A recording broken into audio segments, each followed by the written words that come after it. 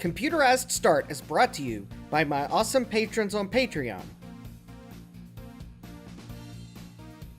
and by your tips and memberships on Ko-fi. These and other channel supporters make my live streams possible. You too can become a channel supporter with tiers starting at just $1. And as always, thank you for all your support, including sharing, chatting, liking, and subscribing. Now roll that famous logo animation!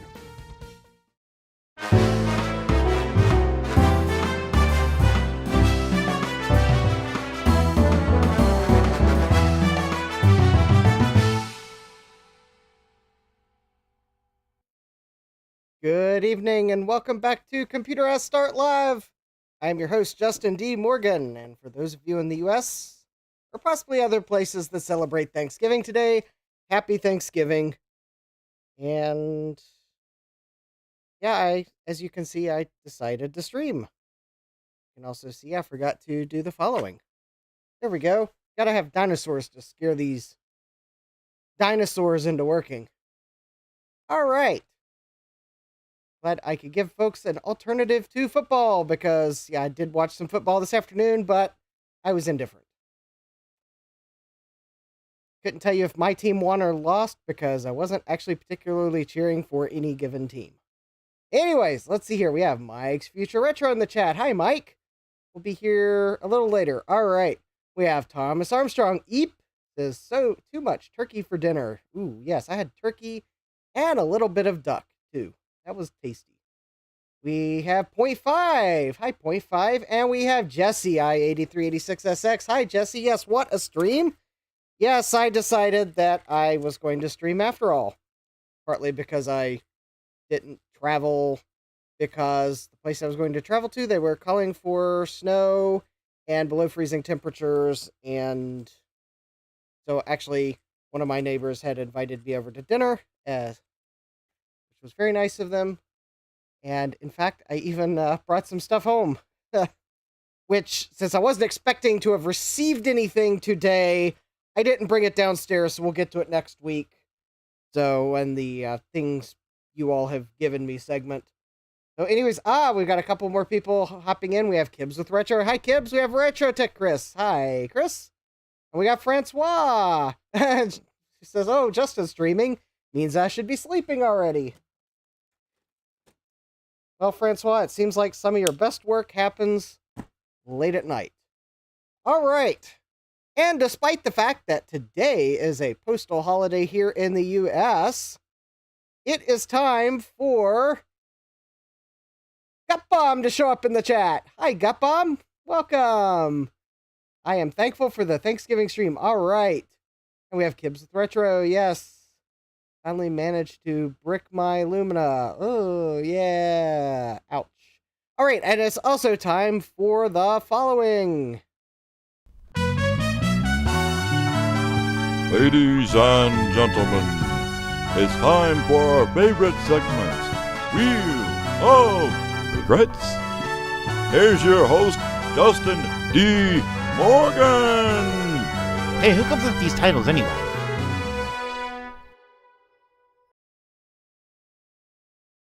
Yes, as Thomas Armstrong says, more eBay. Yes. We have a little bit more eBay on the table.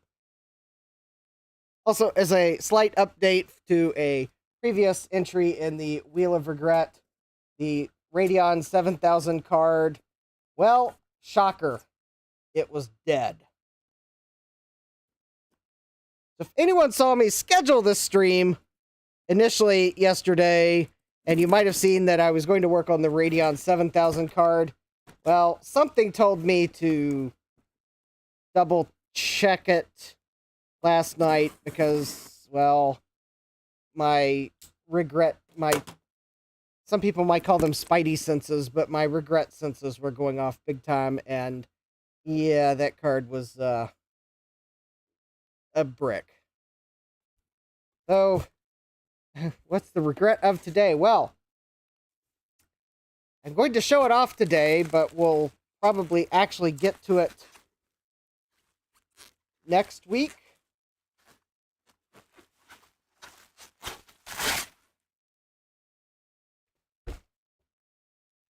Sure, Gut Bomb is typing. If that's a VIC-20, don't worry, Gut Bomb. It's not a VIC-20. Nice dust collector.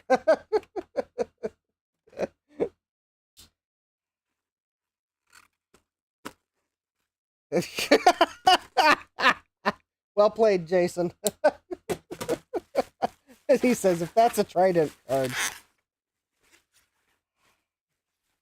This is one of those purchases that I was probably thinking that I'm going to somehow regret it. Oh, yeah. Yes. It does appear as if it is a little bit more cruddified than the auction photos made it appear. So, well, looks like there will be some repairs thanks to Varda. Although maybe the trace damage isn't too bad. Yeah. Kib says, a board and battery. Yes. All right. First of all, before this has a chance to get any worse over the next couple days, I am going to do the following. After I find my not so nice side cutters,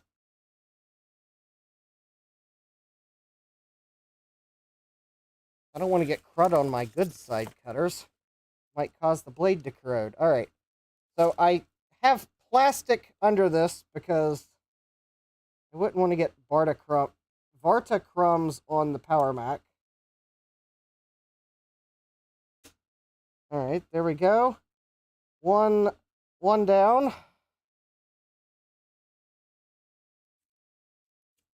There we go. And the battery has been removed several years too late. Kib says, dunks it into navel jelly. Thomas Armstrong says, navel jelly is hard to get here now. Yeah, I'm going to have to clean that up a little bit. Anyways, why in the world did I buy this motherboard that has a corrosion problem? Well. That actually is probably a good question. Why did I? Well, let's count the ways that I might be able to use this board.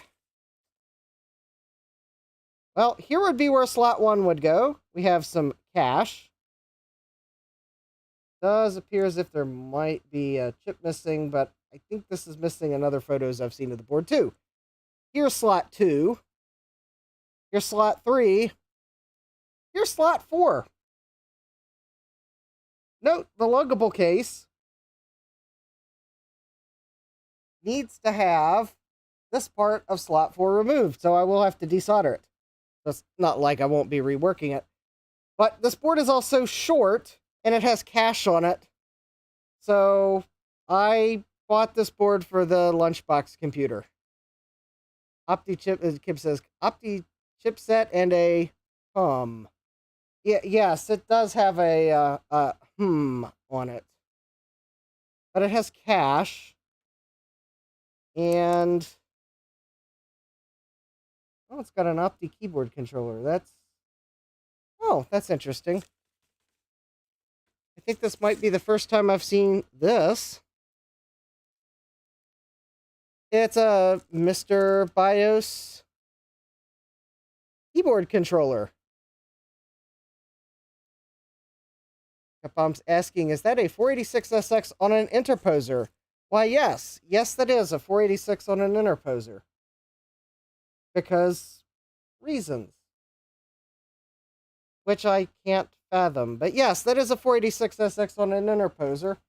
And before anyone thinks that we will be stuck with said 486SX, it is in a socket, so this interposer can be extraposered. So anyways, yeah, we'll be able to get this out and put a... Now, granted, it's not a 0 insertion force socket, but, well, we'll be able to put like a 486 DX2 in this board, I think. So that's about what I was going to put on it. Jason's asking, where did I get this tool? I looked for one on eBay. and they are all very expensive. Well, I actually bought that on eBay, the place where I buy the things I later regret. And that was not a regret. In fact, I think I just happened to catch a seller from like Belgium or somewhere like that had listed one of these for like 20 or 30 bucks. And yeah, that's where I got it. It was eBay. I managed to find a seller that had underpriced it. And I don't remember what the actual search term that I managed to find it with was. Because, yeah, I don't think I was searching for it, and I managed to find it. So it goes to show that sometimes you can find things on eBay. Oh, Gupom says, the ones I'm finding are 25 bucks. Yeah, I probably did pay that, but I decided that I was going to buy one of those because I knew I would be removing enough of those chips to justify it. Now, that is a quite gross amount of corrosion, and something tells me I'll be doing some pre-cleaning of this board before I stream about it, but because Jesse says dumb luck is better than no luck. I guess so. I am going to double check that I didn't like.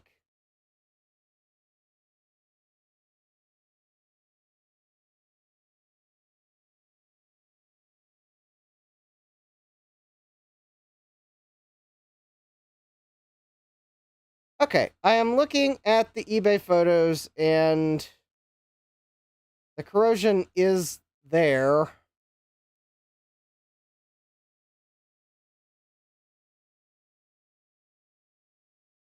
It just is a somewhat washed out photo. Oh, okay, then they took a second photo and okay.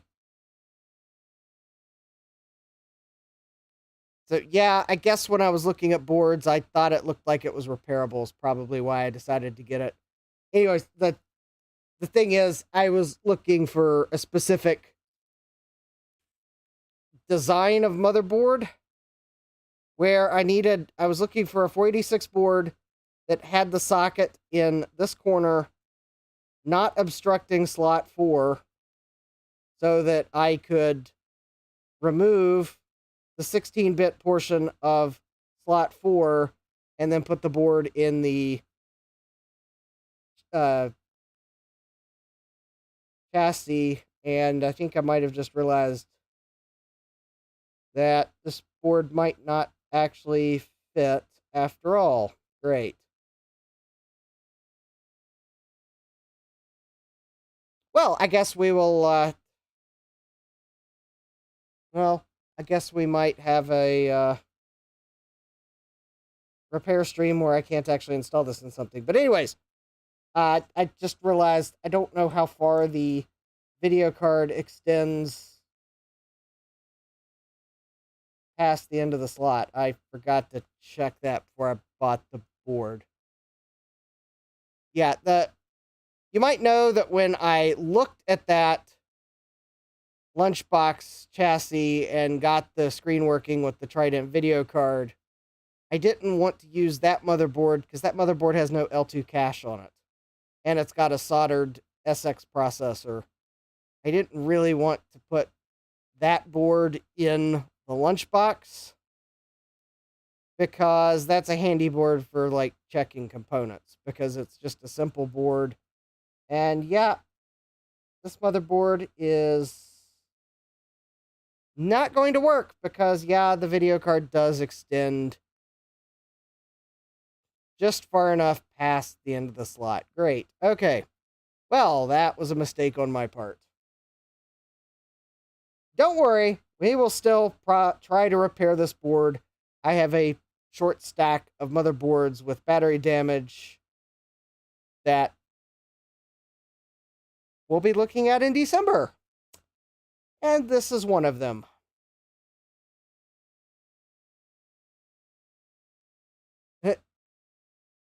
Kib says, I hate dealing with Windows phones. Microsoft made their UEFI a mess, and the amazing amount of ways to break these is annoying. My PC is squeaking instead of playing the USB unplug and replug sounds. Oof.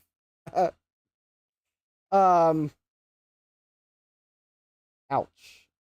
All right, so I think the regret score is increasing on this one because I forgot to measure before buying. I think the old adage to measure twice, cut once somewhat applies here. Well, hey, it's got a Mr. BIOS keyboard controller, so I guess it's not all bad. Those are kind of neat. Not that they necessarily have any extra features.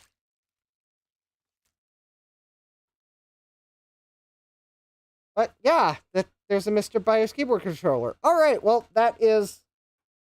Oh, okay. The Varda battery is now going into the trash can. The Varda battery is now in the trash can. All right, so we will go on to the main event here. So we have the Power Mac 7500. I believe it was last stream we did take a look at the G3 upgrade card I'd bought, and we did actually get it to work. But I was running System 755, and there was hardly anything on the image. So didn't actually get a lot of testing done, but I gave a quick thought to what we could do to this machine, and I thought we could install a Blue SCSI and install a newer version of macOS. I'm just going to stick with one that is natively supported by this machine so that I don't have to mess with a tool to fake out the Just Alt ID. And I think the turkey I had is starting to hit. And then we'll install a control panel for the G3 upgrade. And then we'll see if we can't run some benchmarks to verify that the upgrade is working as intended. Because I'll be able to enable the backside cache. And, well, we'll be able to do benchmarks both with and without it enabled. And I guess I could put the 601 upgrade back in so we can do a before and after benchmark. Now, I do not have a cache module for this computer, so I can't do a 601 benchmark as this would have shipped from Apple, because I believe these computers did ship with the cache module, but at some point in this machine's past, the cache module was removed, and I don't know why. Maybe it was to fix another machine. Maybe someone thought they could sell those memory modules separately. Maybe they were bad. I don't know. But anyways, all right. So we got a nice Blue SCSI here.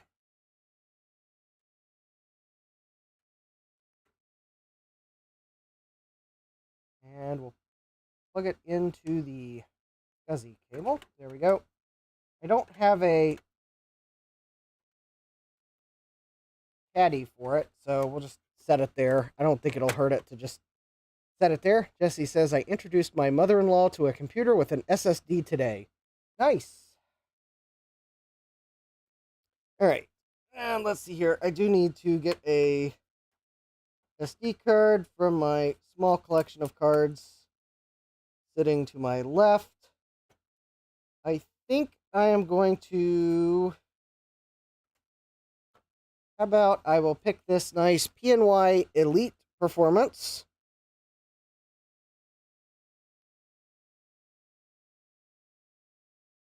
Ooh, that's interesting. All right. Did I leave a SD card plugged in? Yes, I did.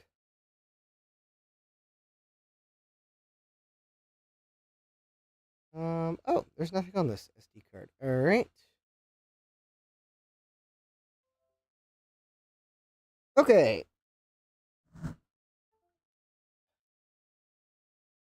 Oh, okay. That must be the SD card I was using earlier. Oh, that's right. I downloaded some stuff. I was probably going to put it on the SD card. Very well. Okay. Let me format this card really quick and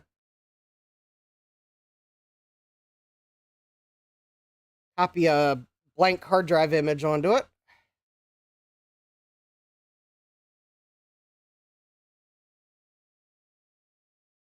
If it'll... Oh, that's interesting. Okay, hold please. It didn't Badoop.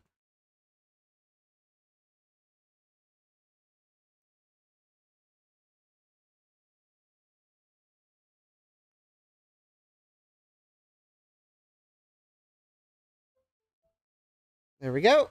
I think I need to buy a new SD card adapter. I think I am nearing the end of the expected life of the USB plug on it.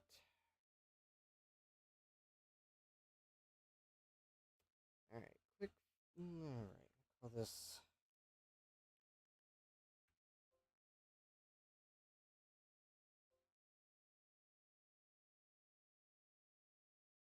Okay, so I now have an SD card. Let me copy a... How about we will copy a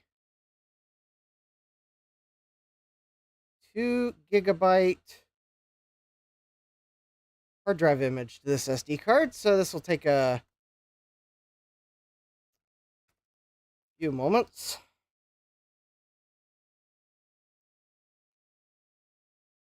Oh, well, more than just a few moments. Telling me it's going to take 12 minutes. Oh, that's annoying. All right, well, I guess while we wait for it to copy, we will be able to stay caught up with the chat.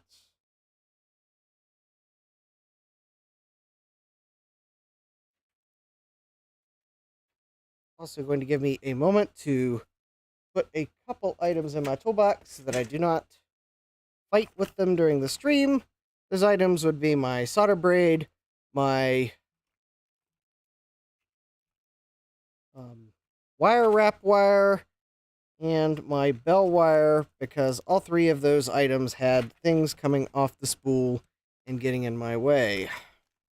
Yes, I know that puts me at risk of not being able to find those items next time I need them, but hopefully I am putting them in the drawer where I will think to look first, and I'm getting tired of the wires or braid on those items despooling and getting caught up in other cables.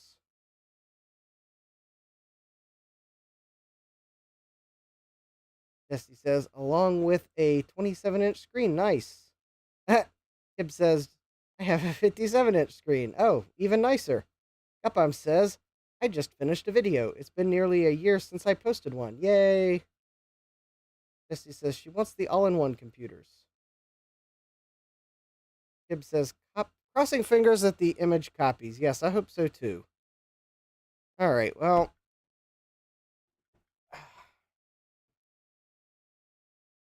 All right, we will just have to continue to let it copy. I'm looking to see if there is anything we can look at while it copies.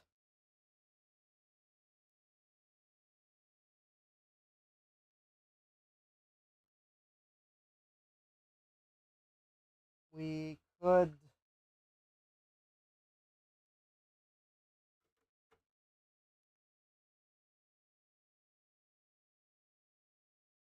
Oh, Kib says, crossing more fingers as I'm flashing a 30 gigabyte image to my Lumina. Yes, fingers crossed here too. All right, I guess while I wait for this to copy, let me see if I've got a Mac PRAM battery.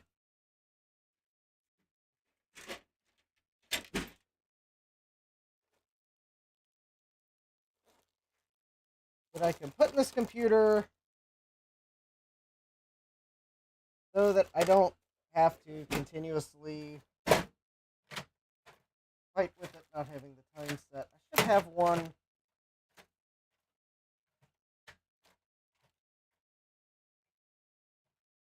Theoretically, I have one that's good, but the question is, where did it go?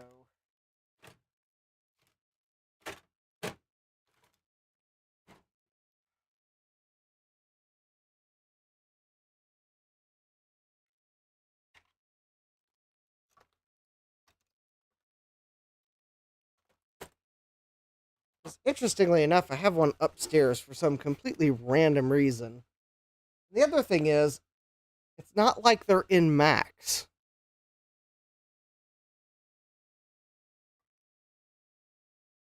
Because a lot of them are not in Macs.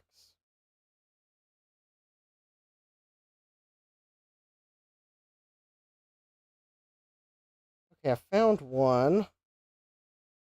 And I'm looking at the date on it.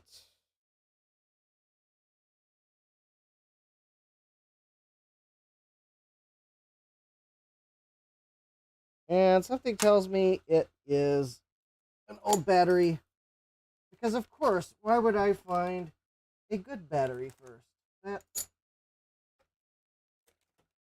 It's, of course, the bad battery that's going to be found first. I mean, at least it's not a Maxwell battery, though.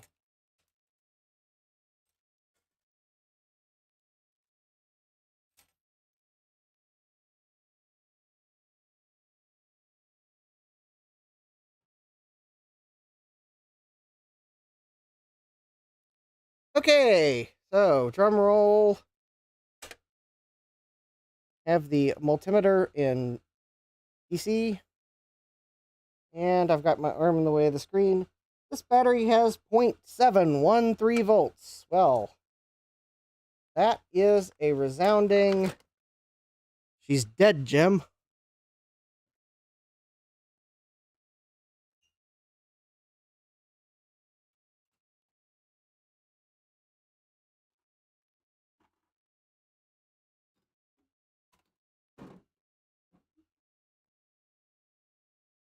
All right, let me see. I know I've got to have another battery around here somewhere.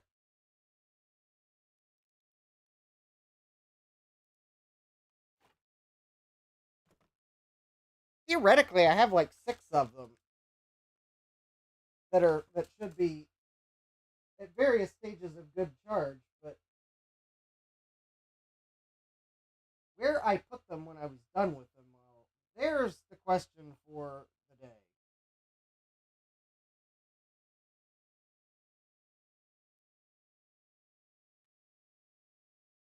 All right, let me see if I spot a Mac that I've used recently that I might have put a battery in.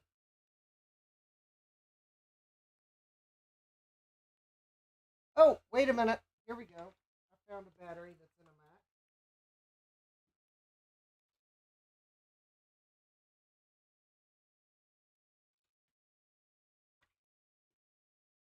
That's...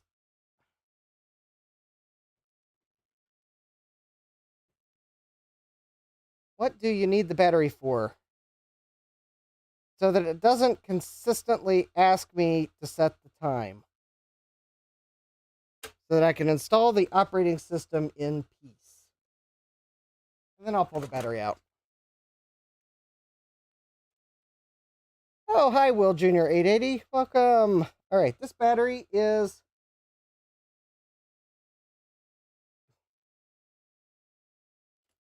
also dead. And I'm not sure why I didn't pull it out of the none sooner.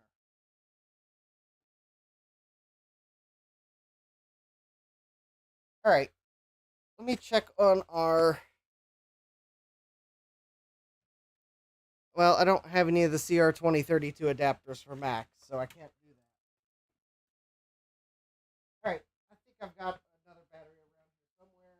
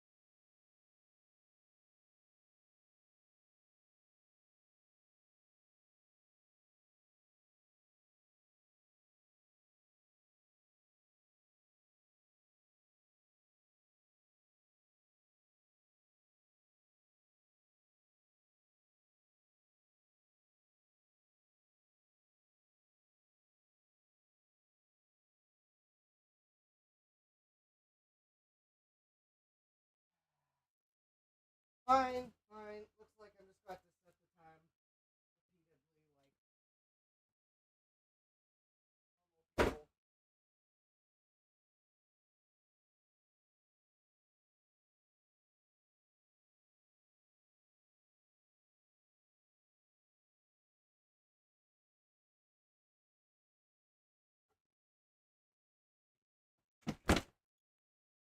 Of course, the implication of that is that probably means I have a Mac or two somewhere that's got a battery in it that I don't realize it has a battery in it.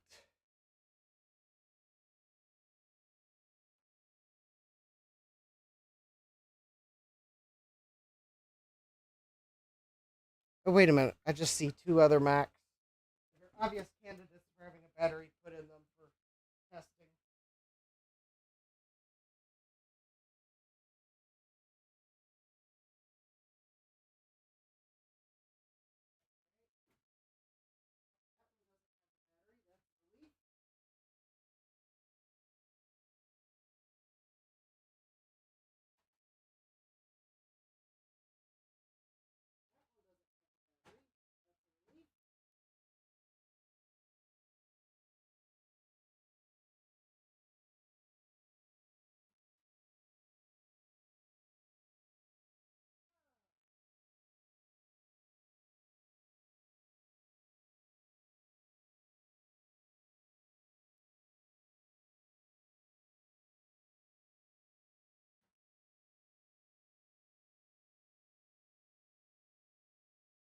Oh, yeah. Okay. This is definitely a good battery.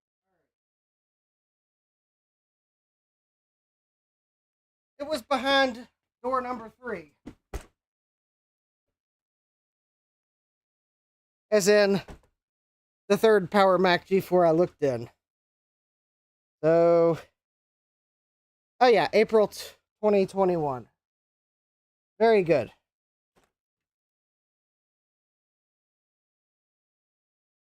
So the only reason I'm putting this battery in here is so that I can install the operating system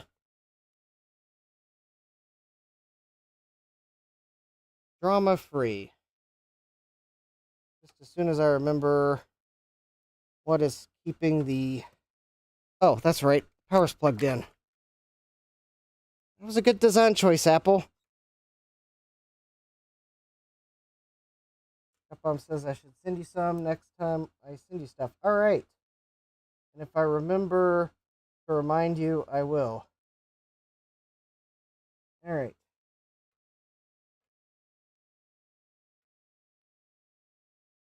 There we go. Battery's in. That's just so that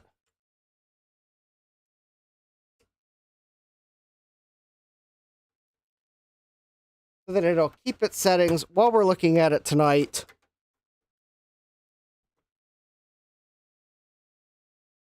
Cupum says, already added a few to the outgoing pile. Excellent.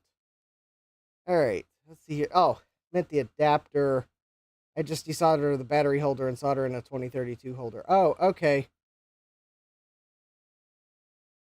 Tib says, note to self, don't try putting Android onto a Windows phone with limited knowledge and broken Windows device recovery tool. Yes, good reminder. Okay, I think the hard drive image finished copying. Yes, it did. Oh. Okay, so there we go. There's that. And just when you thought that was the only thing I needed to copy, oh, great. It's a toast image.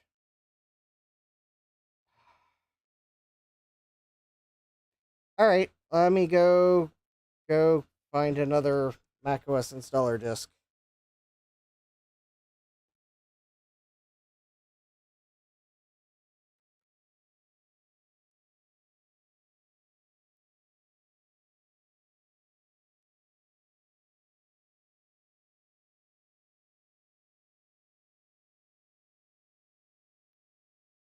All right, let's see here.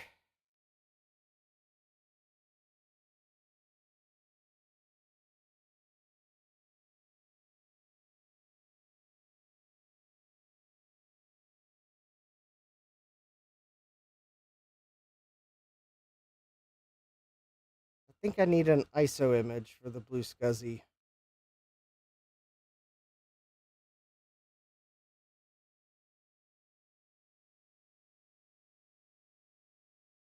All right, let's see what I can find. It doesn't really have to be macOS 9.1. 8.6 might also be good.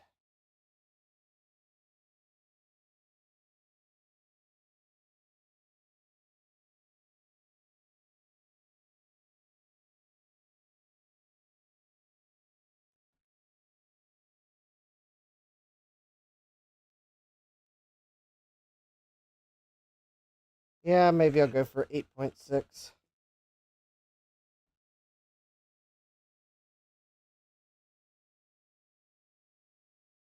Capcom's got a point. 9.1 was rather bloated. All right.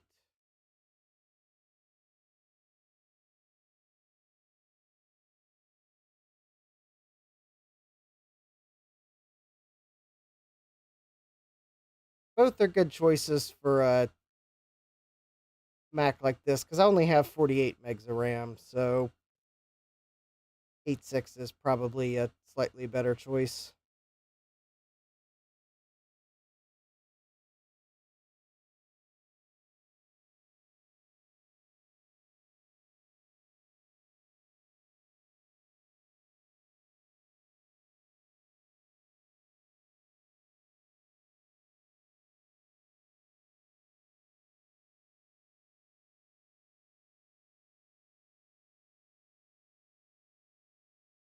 All right, looks like I'm going to have to download 8.5, and then we'll have to install some updates.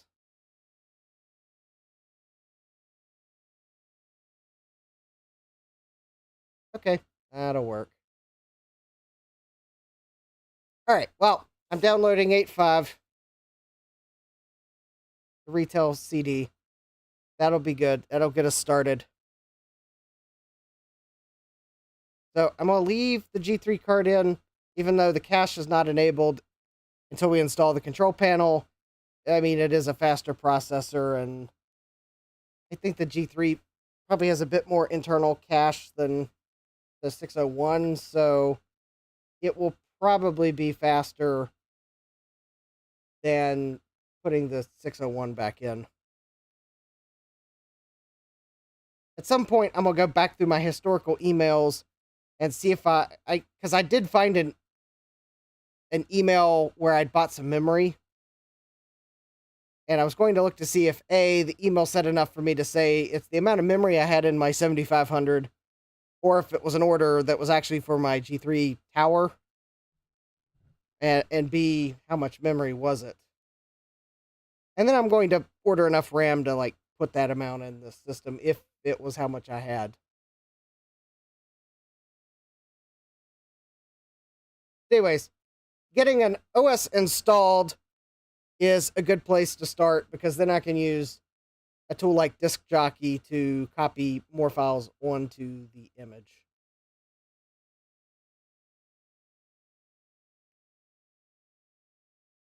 And also, I think I do know where my Macbench CD is, and I can probably find my image that's got some of the other benchmarking tools on it. But let's get OS 8.5 installed. We'll see how long that takes to install, and then that'll determine if we use 8.5 for the benchmarks or if we update to 8.6 first. The problem is, I don't know that the 8.6 updater is an ISO image. And since I stream from a PC, I can't really convert a toast image to an ISO.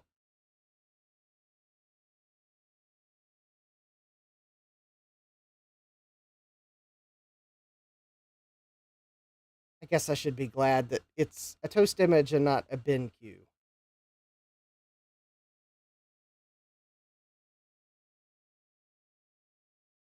Although I do realize there are reasons why you use bin queue files.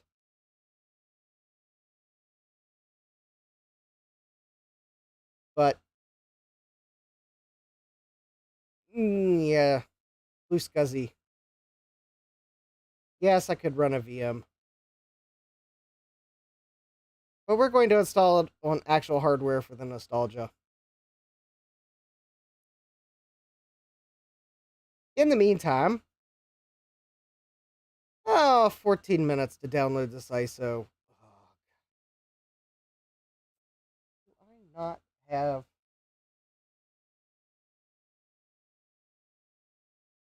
Okay, now I'm going to see if I have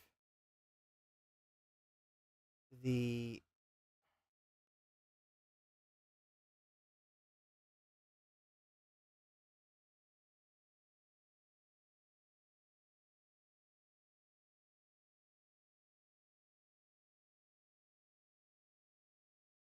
Oh, there's that image. Okay.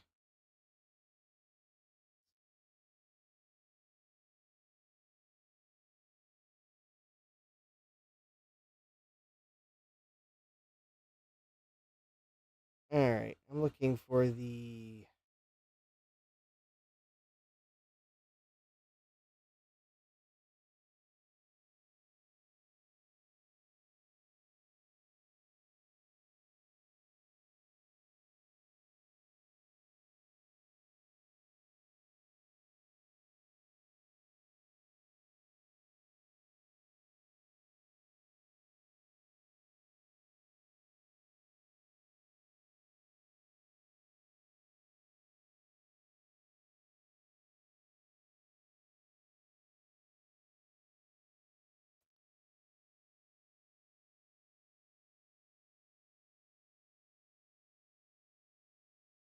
Well,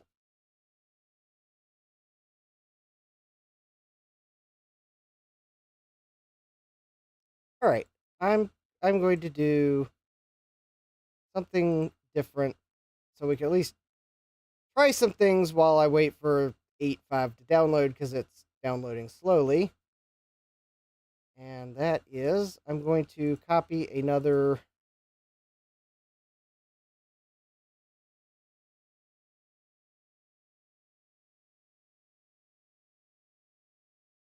I'm going to copy another image to the SD card. And we'll actually boot from that.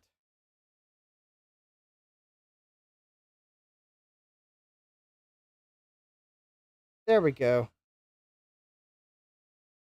All right. So while we wait, or I think we can boot from it. All right. I just don't remember what version of macOS it is. All right. So we got the SD card in. Got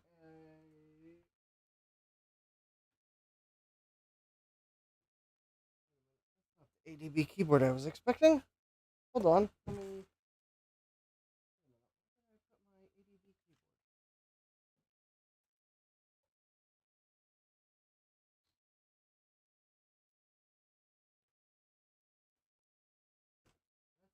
All right, hold please.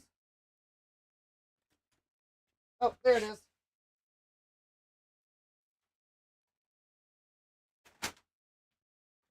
I do sometimes look at things between streams, and well, I had to restack keyboards, so.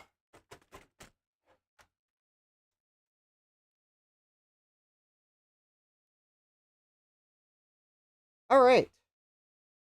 So now we are going to boot the image that I created for my LC475, or at least we're going to try to. I think it might be OS 8.1.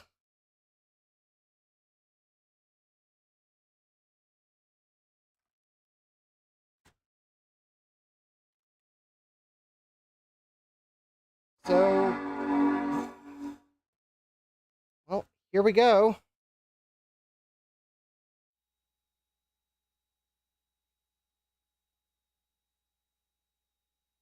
It says 63% in 26.5 minutes.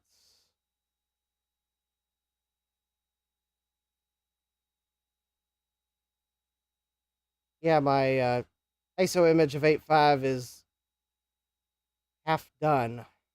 Downloading at like 520 kilobytes a second. Take your time, Comcast. I am in no hurry. It's not like I don't have people waiting on me.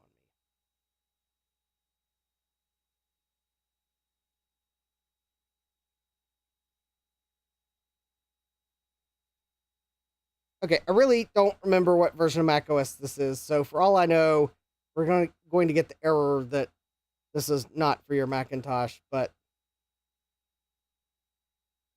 or it's just going to hang one.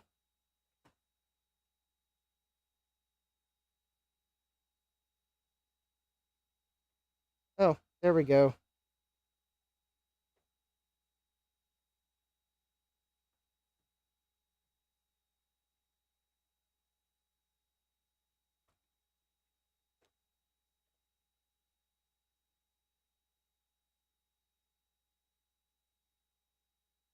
Aww. Okay, this may not be compatible with this Mac. I will, though, take its suggestion and disable extensions. Maybe it'll be obvious which extension will not run.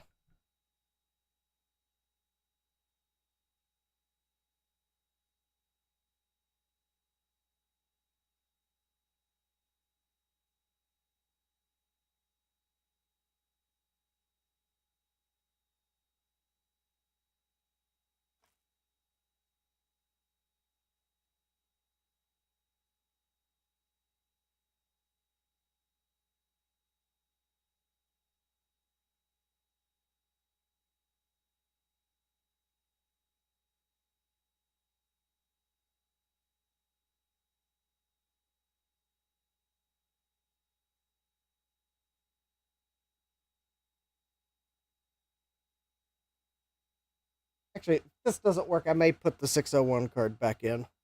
If I can remember where I put it.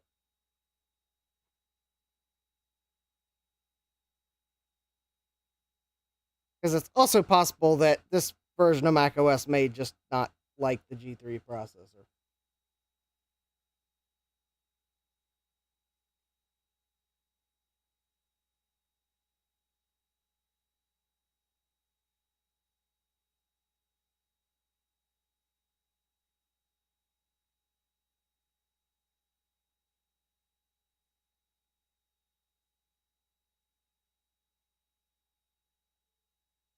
Oh, there we go. This disk is unreadable by this Macintosh. Oh, well, we'll run Apple setup on it. Okay. So we have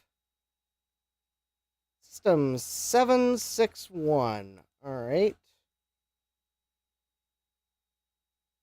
Let's double check here.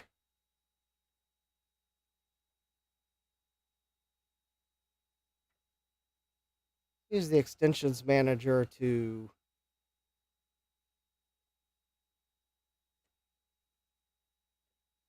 see if there's an extension here. It would obviously not run on a PowerPC.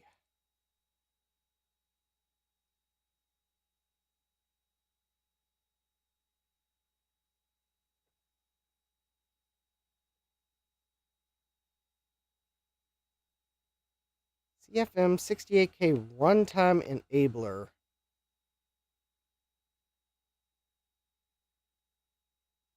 Well, that one's a candidate. I may turn that one off just to see.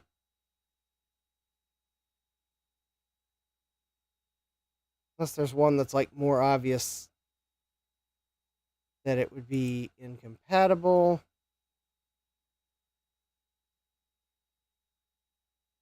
Hmm.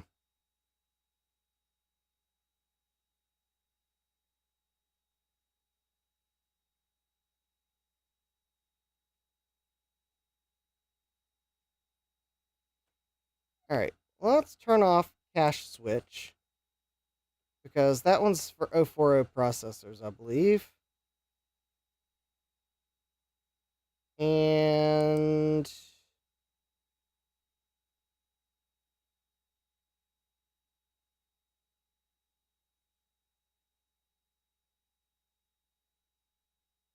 we'll turn this one off because that one's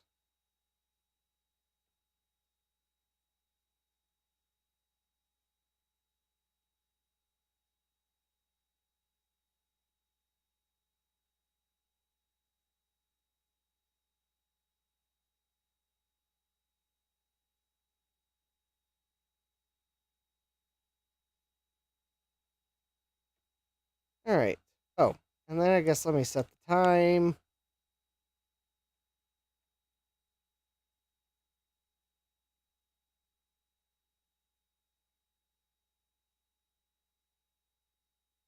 Oh.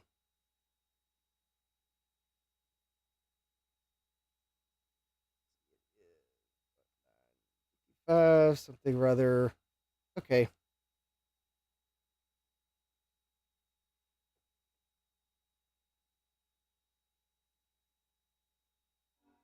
Okay, let's see if it actually restarts. Yeah, 1924, yeah.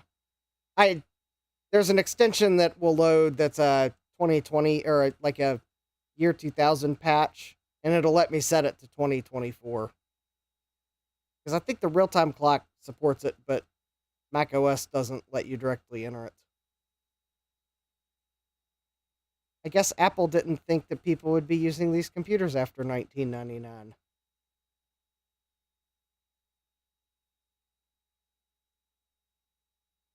I think newer versions of macOS might have also fixed the problem to some extent.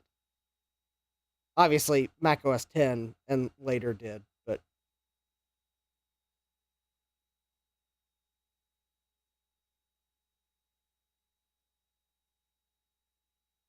all right.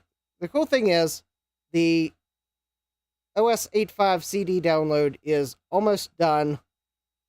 So if this doesn't work, then maybe there's an option in installing OS 8.5 fairly quickly.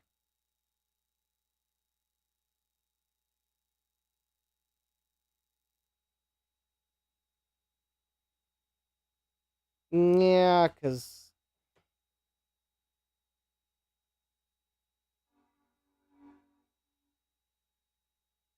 no telling which extension that is.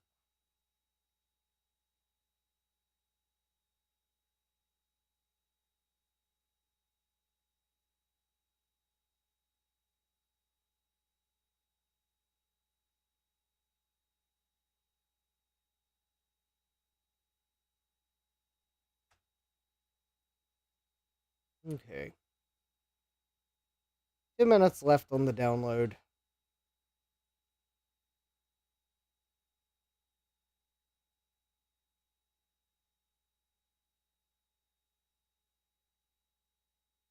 I guess while we wait for the download and macOS to boot again, I will give a quick shout out to some live streams that I know are upcoming. It looks like the Big Bad Biologist will be looking at Sega Game Gears perhaps tomorrow afternoon at 2:30 Eastern. So, nice Friday stream, and actually that might be the only one I know of. If anyone else knows of a stream upcoming this weekend, then feel free to mention it in the chat.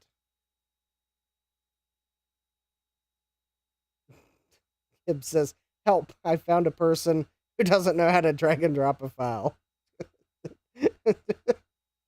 Yeah. You know, that's a feature we take for granted nowadays. But there used to be a time when people didn't drag and drop files. Gutbomb says he's releasing his new video tomorrow. Excellent. Francois says, and trying Vegemite, he said. Gutbomb says, it's about how crummy the Power Macintosh 6100 is. Yeah.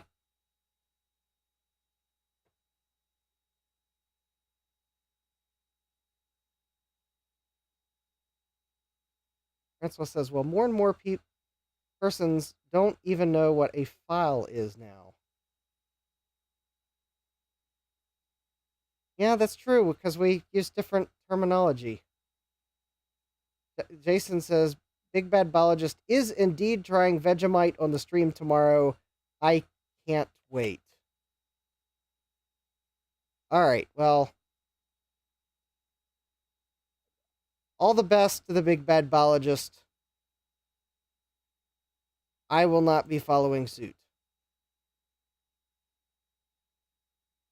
Alright.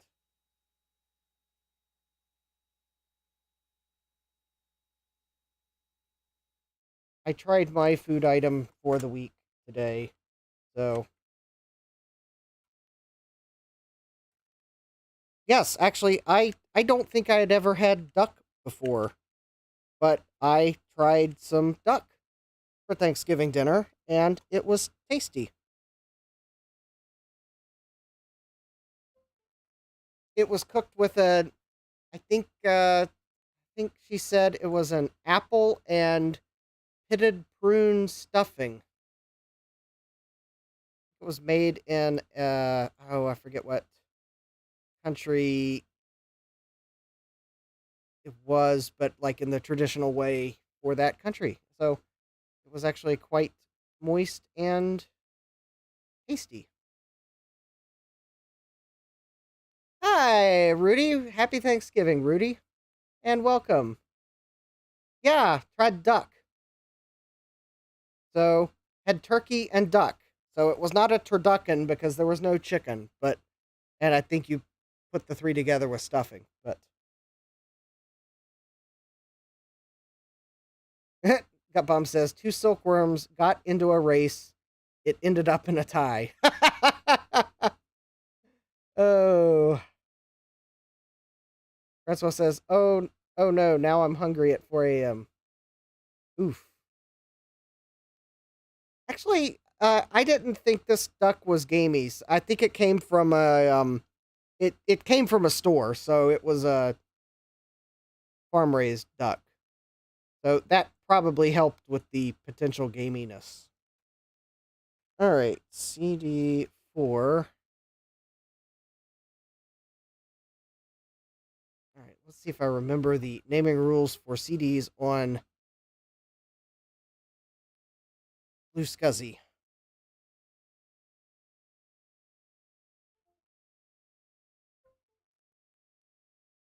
And then I forgot to delete a file, so let me delete this file here. And, whoops, well, that was weird. And then let me rename this one here.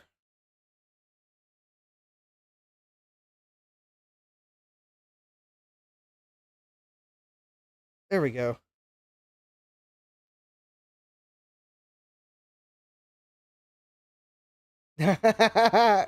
No, it wasn't Donald Duck.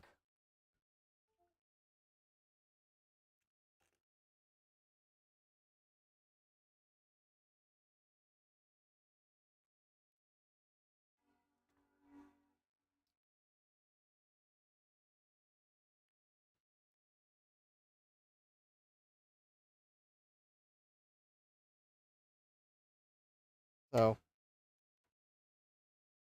okay, let's. Oh, there we go. All right, welcome to Mac OS. All right, I did indeed remember the naming convention for CDs on Blue Scuzzy. So we are booting from an ISO image. All right, I'm going to decline to format that there because I'm going to open up drive setup.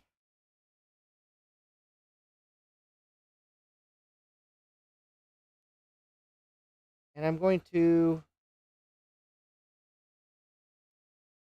initialize it here.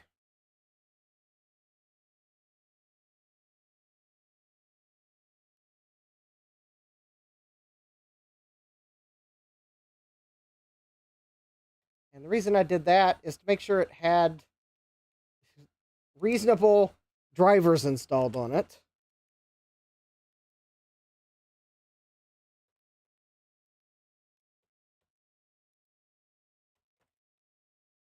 Just in case the image I was starting with had Lido on it. Because Lido might as well be lidocaine. Capcom says to Kibbs, my favorite is when they call the wallpaper the screensaver.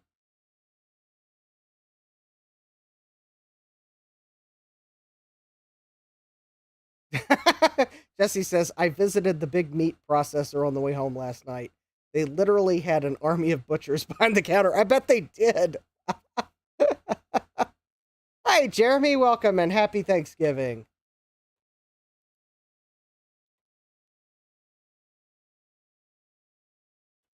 All right. Well, we don't need to do a clean installation because we don't have no Mac OS installed on this drive.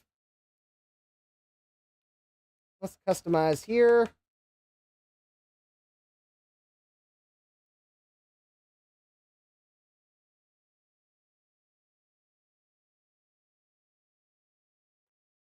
All right. Yay. Oh, I forgot to share my screen. Never mind. There we go. Now you'll see that we are indeed installing. Yeah.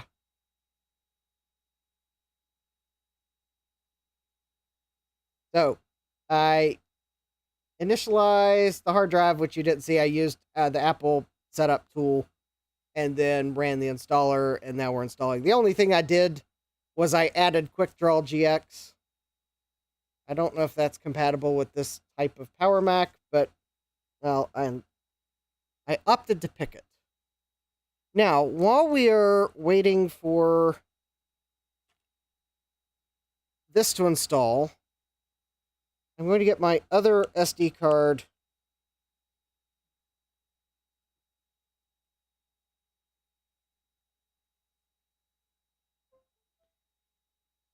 And I'm going to copy the, I've got an image that's got a bunch of programs on it, some of which are benchmarks. And that way I can just kind of start copying now. Remember,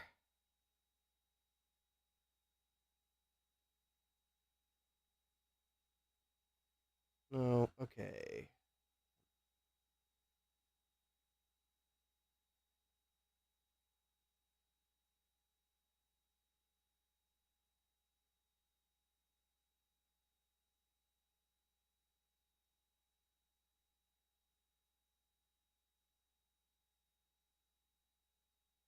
Oh, okay, that's not the right zip file. Bear with me one moment. Let's see here.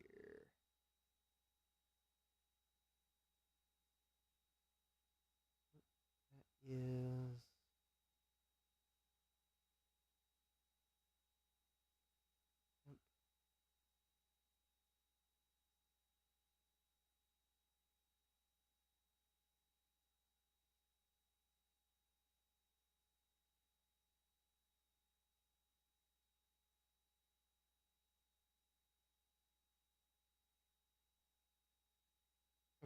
just saw the file a few minutes ago.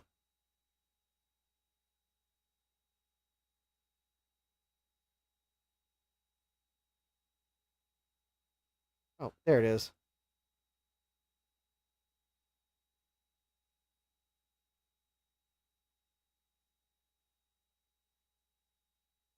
All right, that'll take a while to decompress, so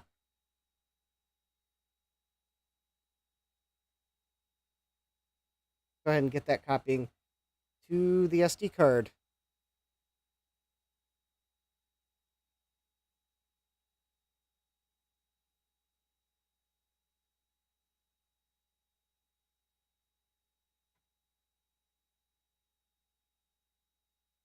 Now, the other thing I need to do is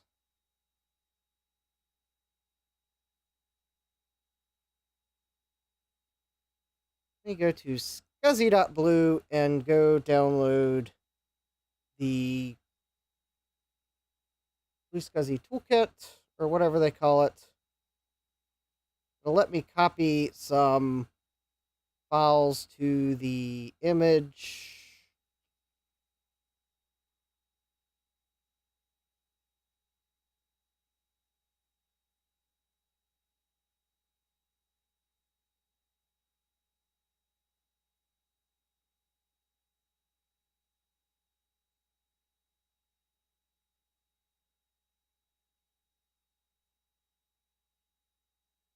There we go. Excellent. All right, so I got the Blue Scuzzy toolbox, and that also means I need to go to the Macintosh garden and go grab the accelerator control panel.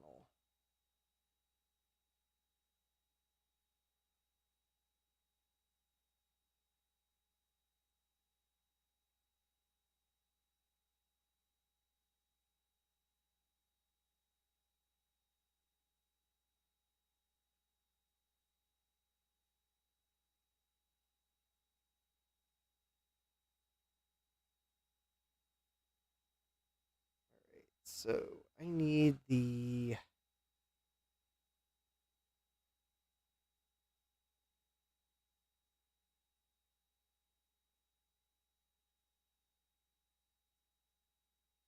I need the newer technologies one right there. Oh, there we go.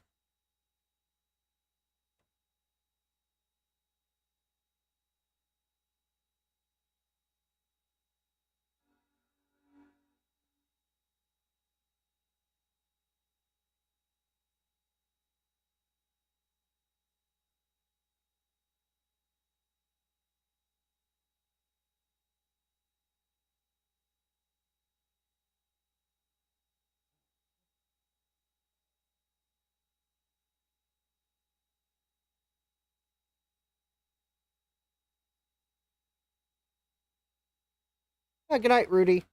All right, let's see here.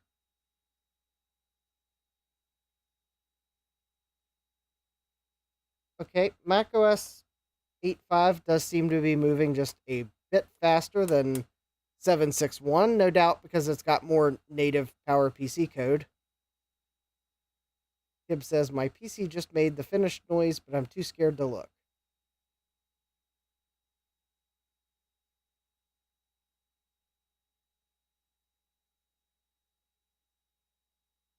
Actually, wait a minute. Do I have to run the setup assistant? No, you don't. Excellent. About this computer, we have macOS using 11.3 megabytes. Probably a good call to only use 8.5. Although we'll update to 8.6. Jeremy says, on the way to see family today, I saw a flock of wild turkeys run across the highway in front of me. They made it across unscathed. Well, that is good for them. Oh, cool.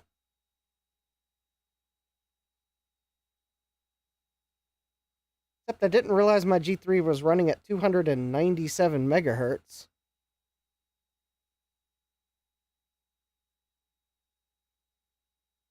But yeah, there we go. It does see the G3 processor. Excellent.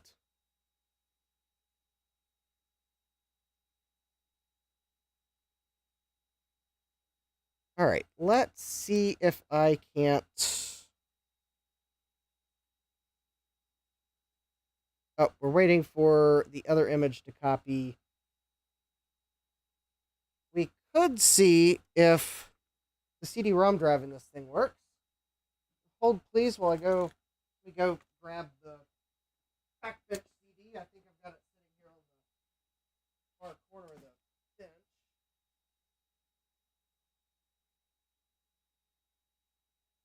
There we go. Yes, I do have Macbench 4.0. One CD. And it's an actual pressed CD too. None of those official backup copies.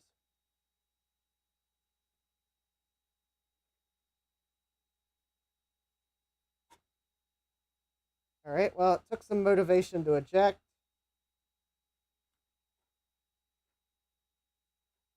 There we go.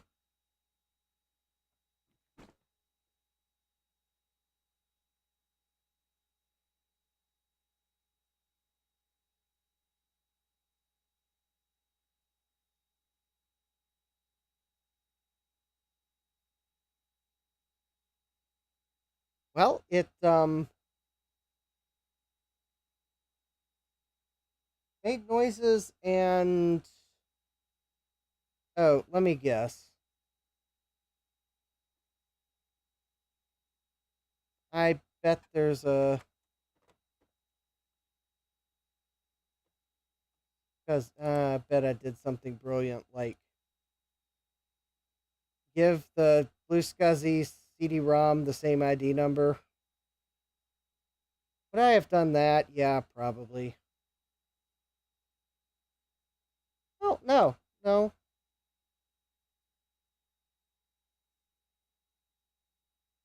There we go.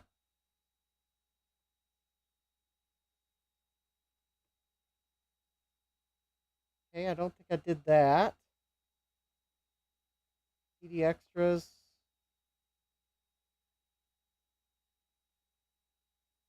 Oh, I might have to look at that later. Oh, that's interesting.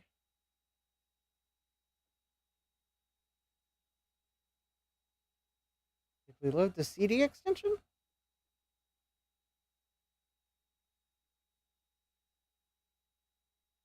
There we go. Apple CD DVD driver. All right.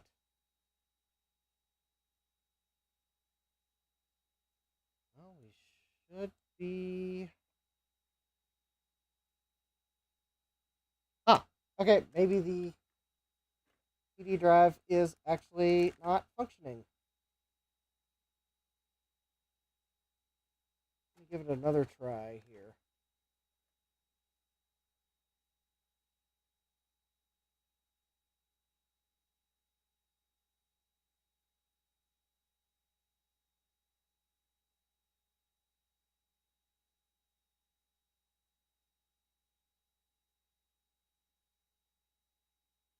Nope, I guess not. All right. Probably end up having to open it up and inspect it at some point. All right, I wonder if the floppy drive works. Actually, that's... Oh, it's a manual inject. It might actually work. Let me see if I've got a floppy disk. Oh, this might actually be a Mac floppy disk. Actually, let me see if I've got my cleaning disk. Let me at least pop in the cleaning disk.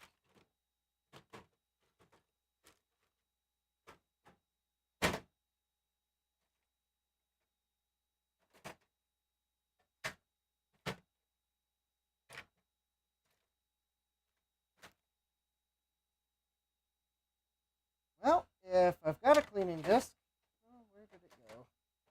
All right, well, never mind that too. Looks like we'll have to pop both open. All right. Let me go ahead and shut down, though, because it looks like my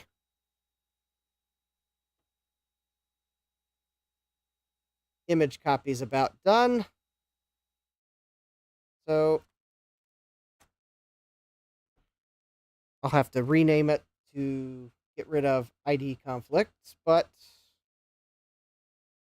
let's see here. It should be done in about 20 seconds. And I'm going to use the external Blue SCSI for it. So what's in the image? A bunch of utility programs, including some benchmarks, and MacBench might actually be one of the benchmarks that's on it. So the fact that I can't run the MacBench CD is no problem at all. All right, so let me change this to ID 5. All right.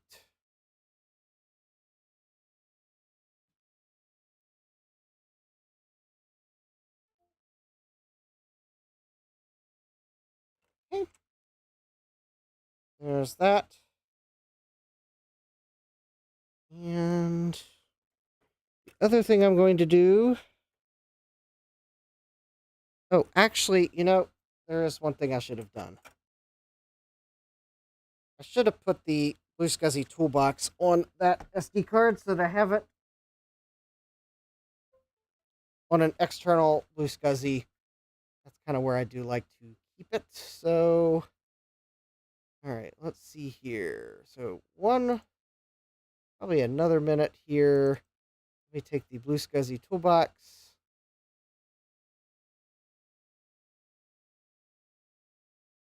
Copy that over.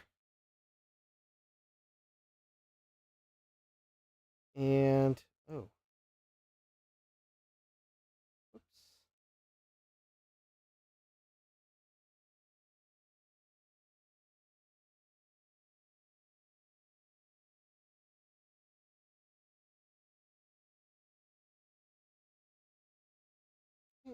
Go. So I got the shared folder. Now let me copy what I think is the drivers for the G3 card. Okay, so external Blue SCSI's got utilities, the Blue SCSI toolbox, and hopefully the G3 card's drivers, which basically enable the backside cache. All right, now on the internal Blue SCSI, I'm going to delete the macOS 8.6 CD.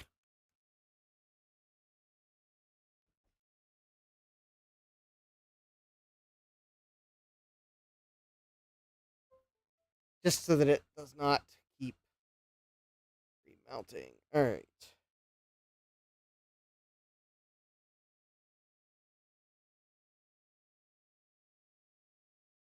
There we go.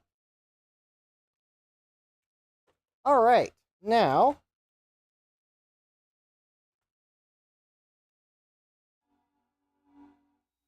let's see what we got. Jesse says 90% of my commute is 4 lanes highways now.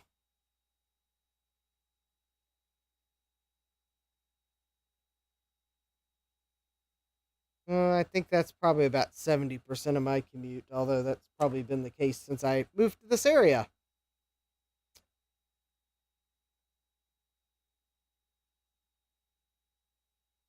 The other 30% being residential streets.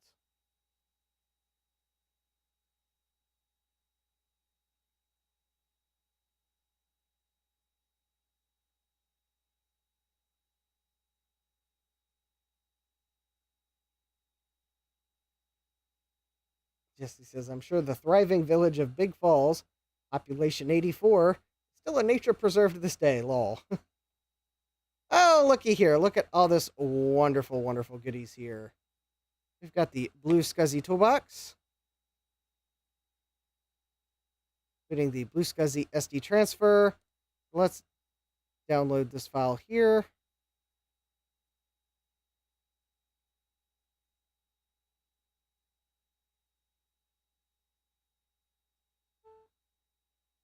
Excellent.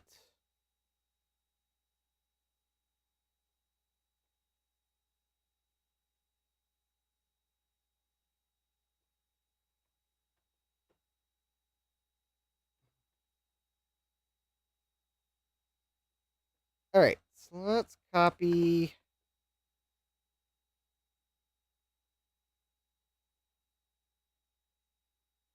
This over to the hard drive.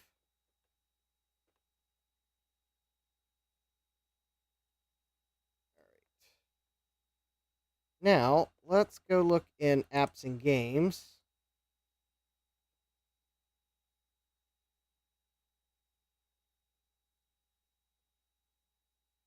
And let's see here. I think we need speedometer.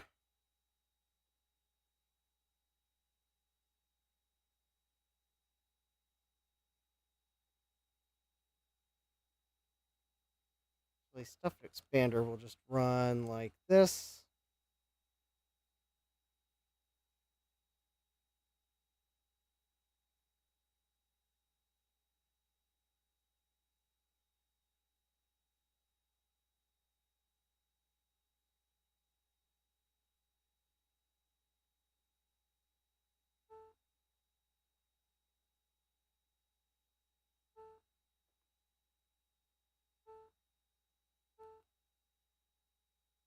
Oh, well, that's annoying.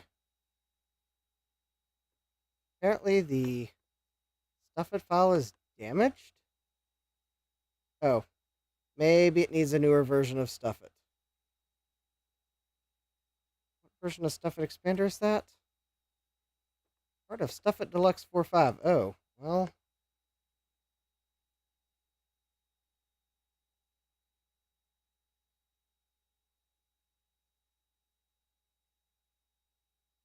Okay, that's weird.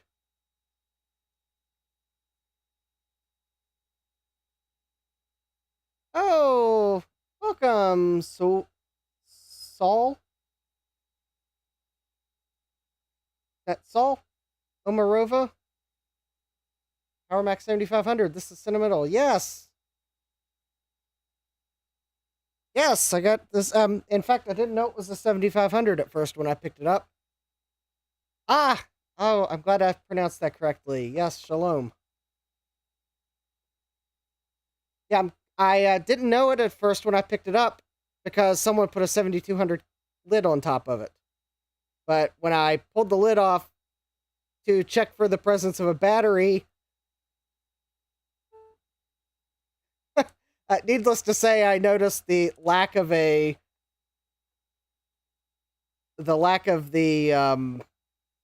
processor on the logic board. Okay, so which one of these do I need? I'm trying to. Where did I?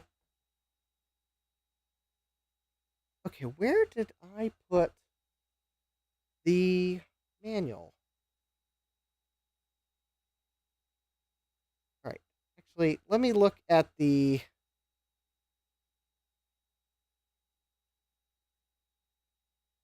All right.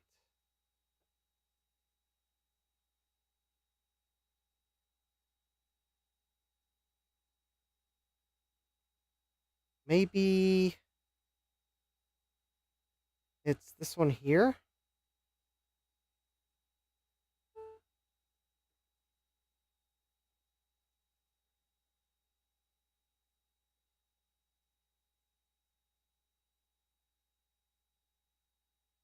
I presume this is the correct one.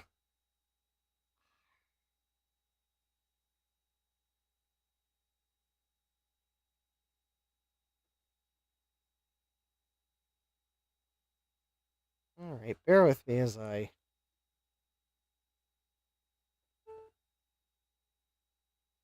I don't know why the. Wait a minute.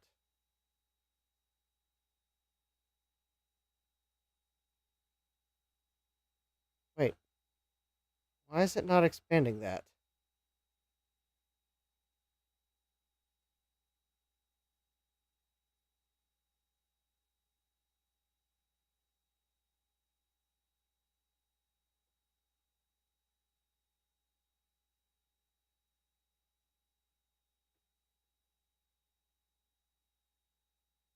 All right, hold please while we.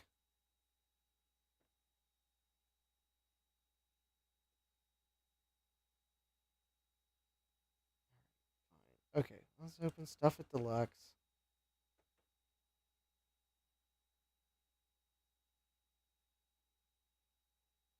All right, let's open.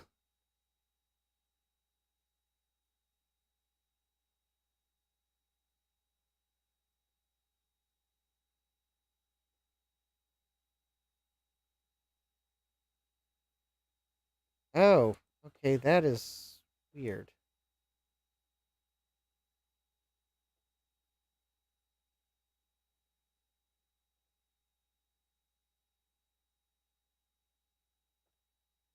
Okay, maybe that's not the right one. I don't know why this is like archived as a bin hexed stuff it bin hexed stuff it.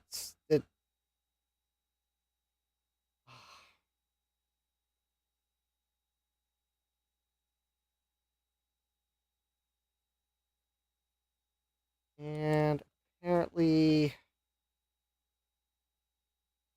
stuff it is not wanting to touch them for some reason. All right. Okay, so there's something wrong with this archive, I think, that I downloaded.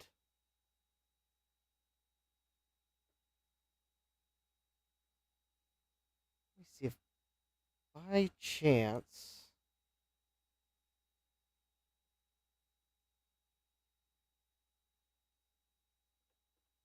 No. All right.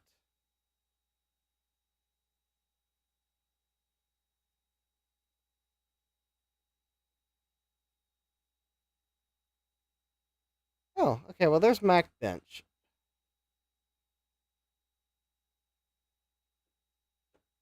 Okay, so I'm having trouble installing the driver because Stuff It Deluxe seemingly doesn't want to touch these Stuff It files. It's not opening them.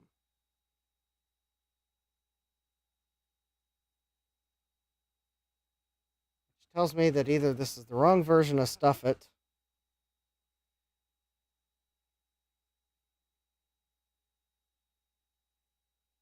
all right, let me go back to the page where I downloaded these to see if there's a note. Okay, newer technologies, drivers for the PowerPC G3 accelerator cards.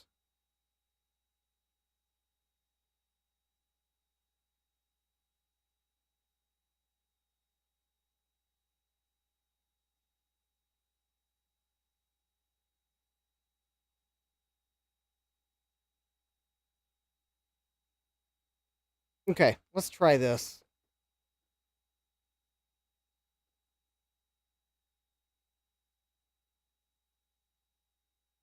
All right, utilities. Let me try a later version of the Max Power software. Let's see what that decodes to. A Stuff It file. Now,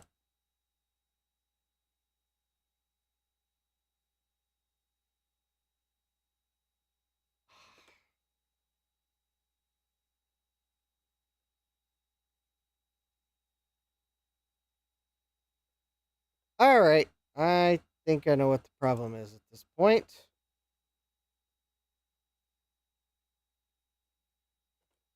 So this Stuff It file, it opened.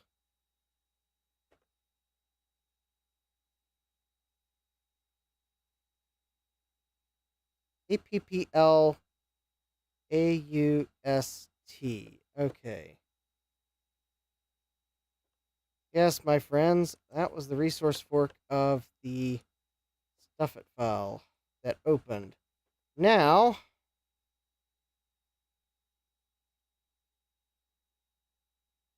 oh, it has no resource fork. Interesting. All right.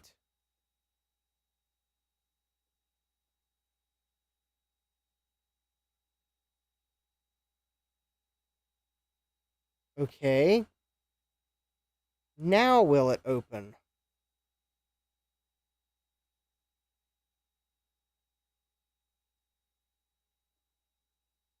No.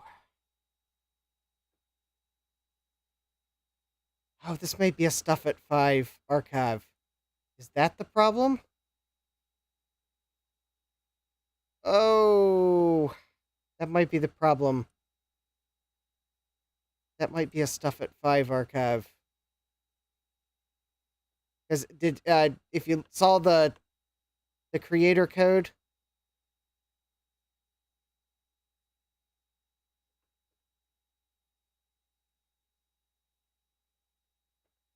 type was SIT5 and creator was SIT exclamation mark.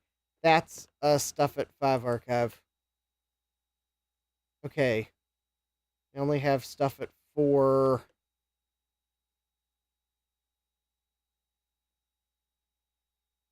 Did Apple buy? No, Apple of course did not. All right.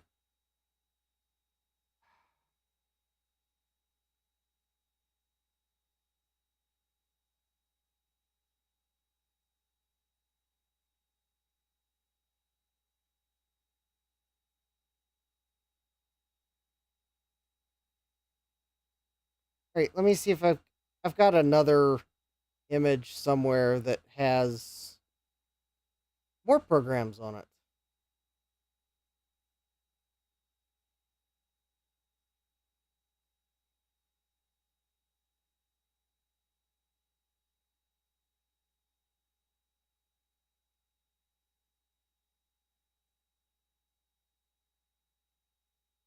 Okay, while I look for it,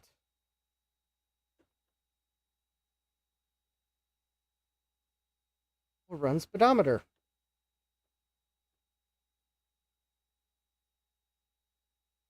Oh, thank you, speedometer, for downgrading us to a 68020. That's so kind of you. All right, warning, flashing may happen.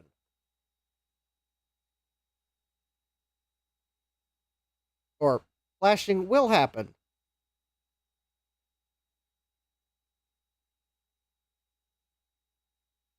This will give us our baseline before we enable the backside cache. I can find proper version of Stuffit to open what I think is the correct driver file.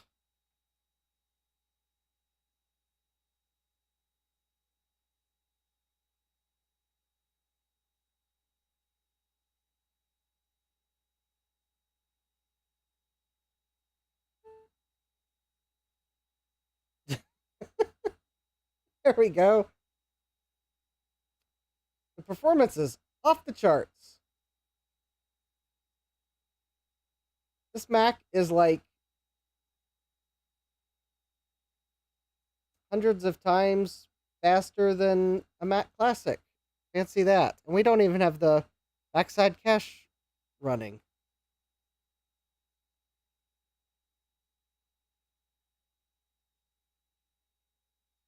Okay, here we go.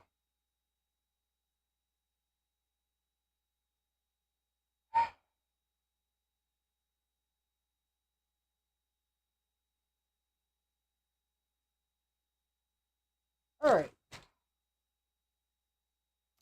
Oh, wait a minute. You know, I'm like,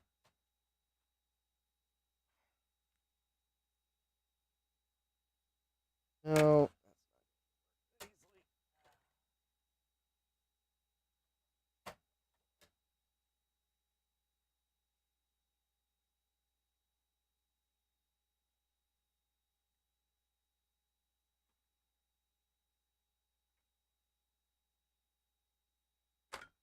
Okay, so let me.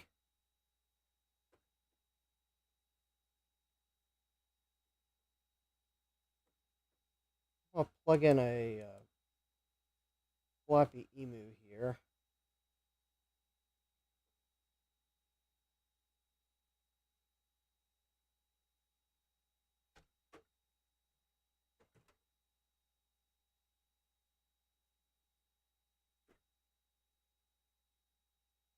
I think I just found Stuffit Expander on a disk image file, and quite honestly, if that is what I found, the fastest way to get that disk image file the contents of said file onto this Mac, I already use a floppy emu. And just copy that floppy image onto the SD card for the floppy emu. Alright.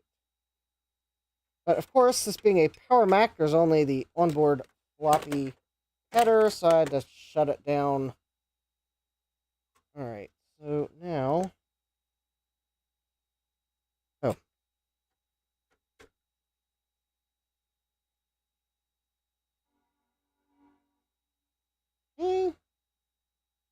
Let me see, I may actually have that...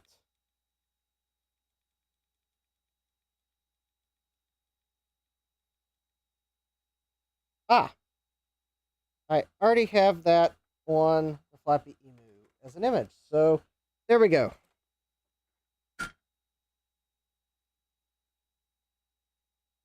We'll have Stuffit Expander 5.5 on here before we know it, and then I should be able to extract the drivers. Oh, Gutbomb says speedometer 3.23 is 68K code only. Speedometer 4 has PowerPC code. This is all 68K emulation. I will have to see if I can find speedometer 4 and get it onto the Mac and not feel like I'm stopping what we do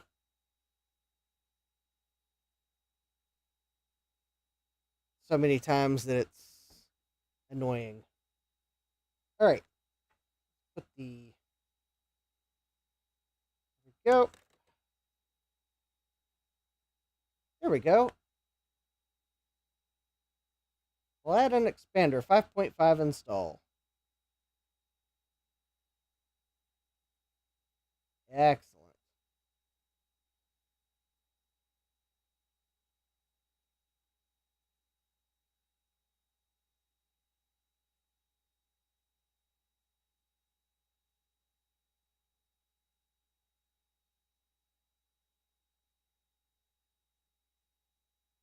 All right, there we go. Oh, there we go. Speedometer 4.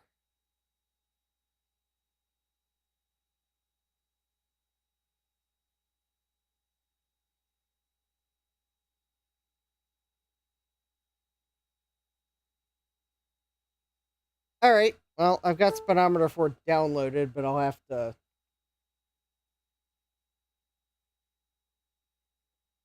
copy it to a shared folder on one of the blue scuzzies when I get a chance.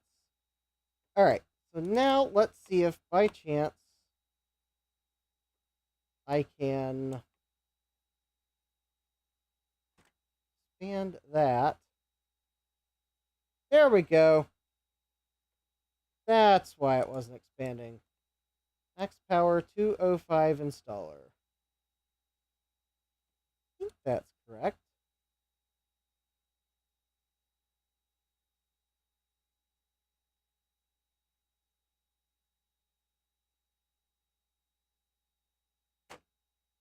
What's the worst that could happen?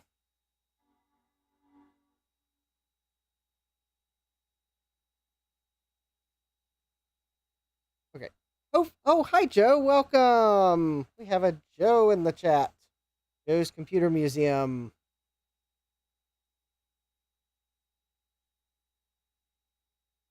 And a Brankus Creations. Hi, Bruce. Joe says boop. Bruce says beep. Steve would say eep.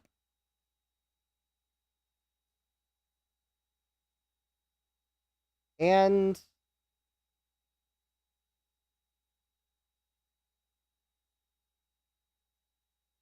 apparently my Power Mac says I don't have a boot device. That's weird.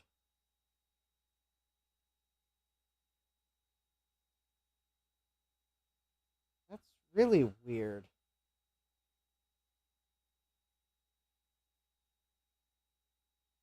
Hmm.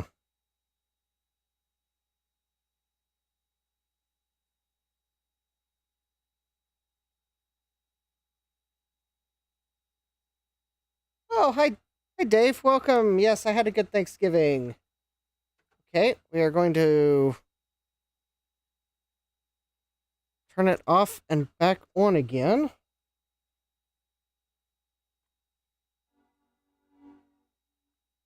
And I guess I'm going to zap the PRAM for reasons. All right, now let's see if it boots.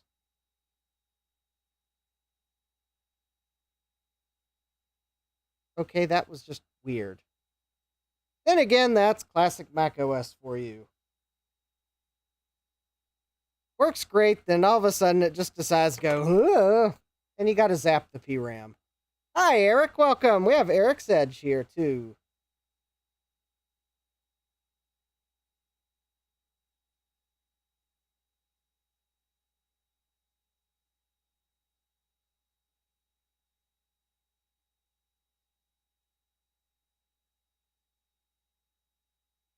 Could also be a sign that my SD card is failing.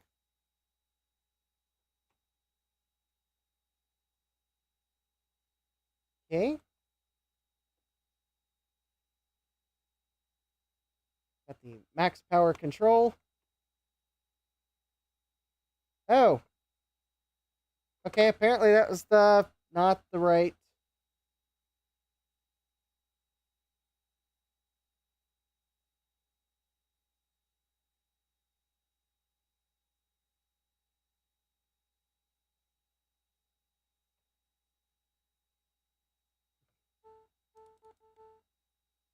Okay, that was not the right driver.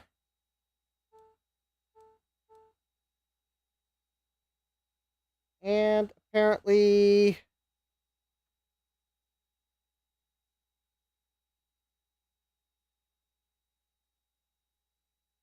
Oh.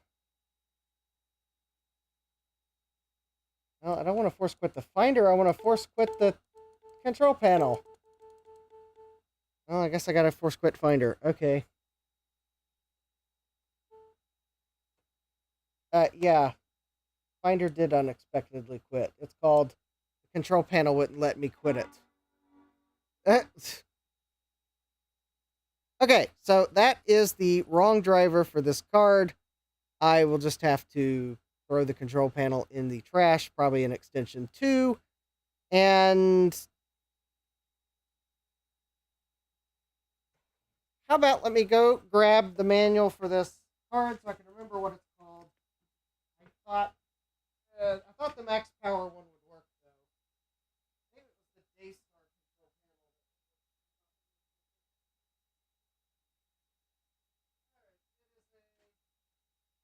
panel. Power logic.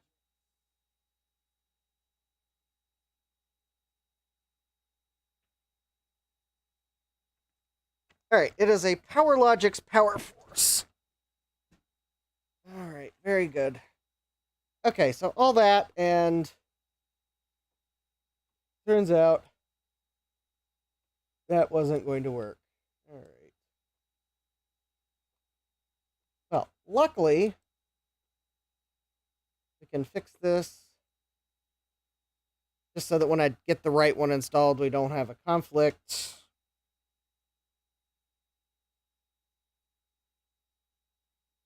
All right.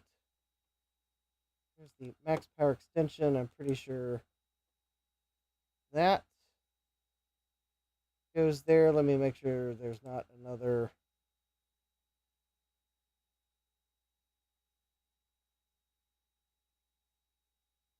Make sure there wasn't like 2 files. Okay. So there was that, and then there was a control panel. A control panel very defensive over the fact that, hey buddy, you didn't have my card installed. All right.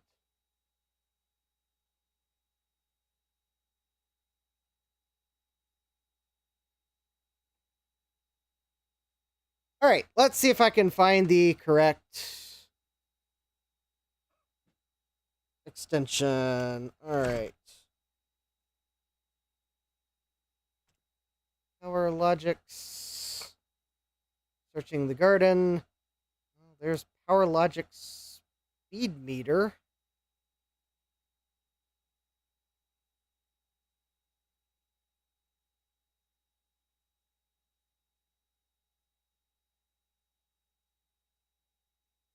Well, I don't think that's what I need, but I guess I'll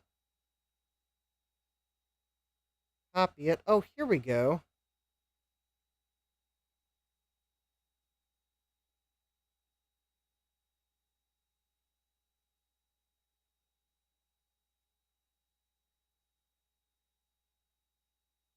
Force G3.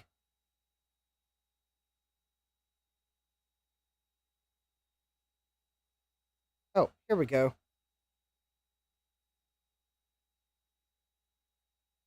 Oh, wonderful. It's a 400 megabyte download.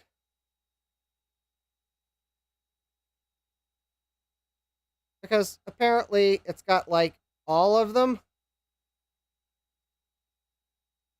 Oh, and shout out to Steve, Mac84 Steve, who's apparently the person that archived the CD. I can't fault him for archiving the CD, but PowerLogix, why did you have to make a CD with like all your software on it? There's times where I just want to quickly download the one extension I need.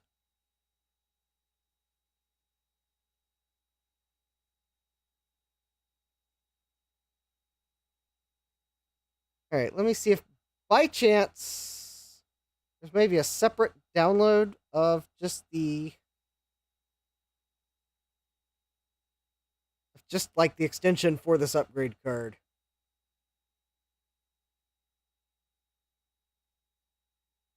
Actually, and I think I now remember why that download is so large.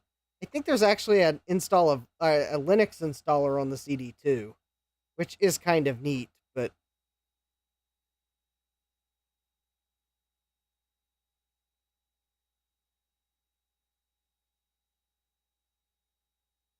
I guess maybe I could maybe I will take the opportunity, if this is the right CD, or even if it's the wrong CD, of maybe taking the opportunity and maybe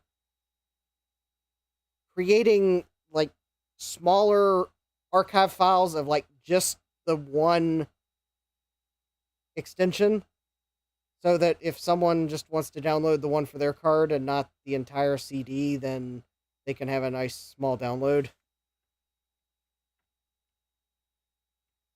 I will also scan this manual and upload it to the garden, because Steve had the CDs but not any of the manuals. So here's one of the manuals.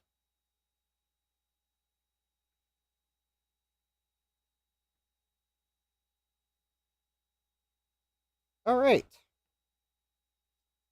So we will wait.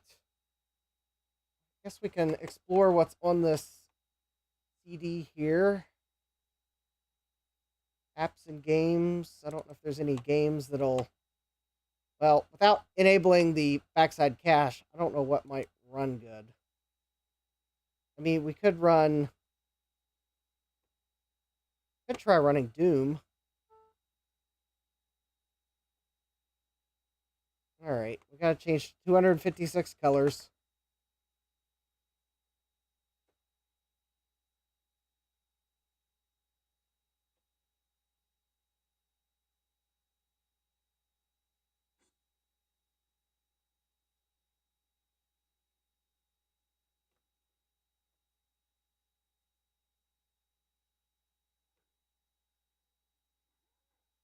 Alright, new game.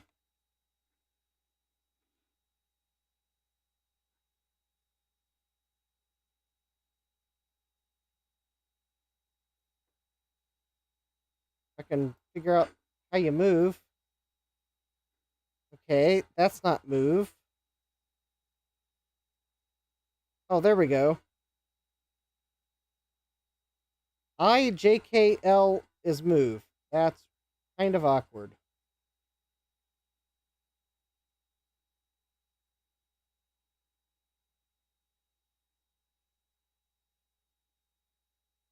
I mean, it plays Doom. Yeah, Mac Doom keys are weird. That's for sure, Gut Bomb.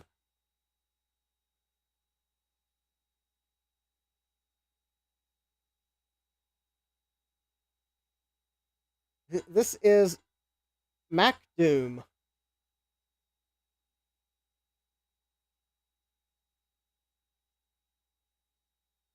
I'm waiting for the drivers to download for this accelerator card. Actually, wait a minute. Let me double check something.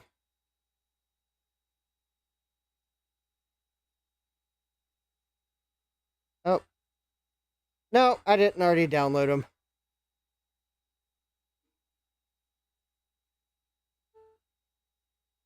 Alright, we're gonna... That's kind of awkward to play. Alright, let's see what else we got here.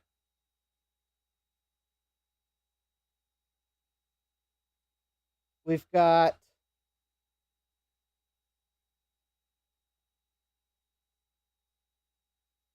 Wait, do we have, like, some maybe knockoff...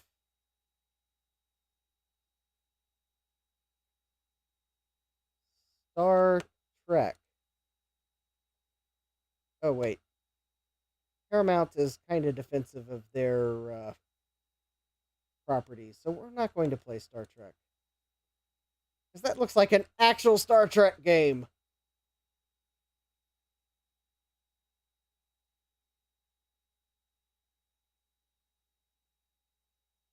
Hmm.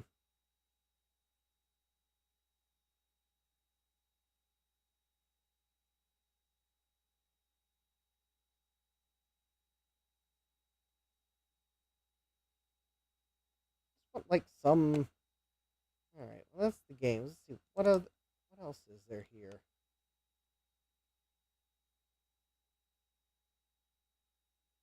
Oh. It's the Claris Cowdog icon.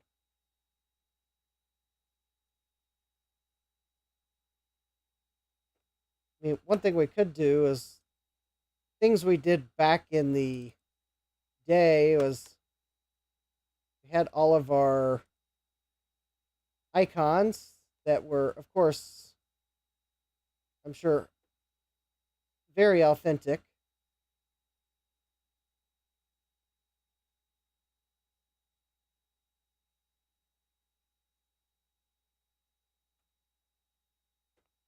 So, take your icon file, you'd get the info, you would copy the icon, then you would go to what you wanted to set the icon, and you would paste it just like that. So there we go. Now I've got an absolutely customized Macintosh hard drive icon that you can't see because of my banner.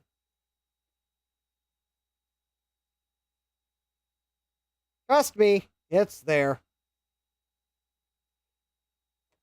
All right, now I got the Runabout as my Macintosh hard drive icon. Oh, wait, there were Power Mac icons?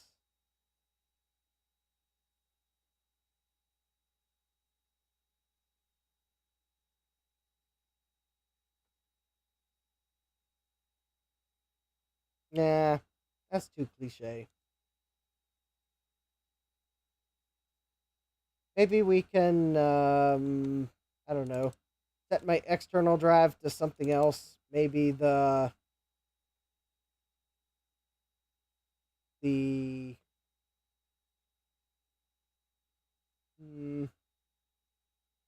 there we go. I like that. Click on Bird of Prey.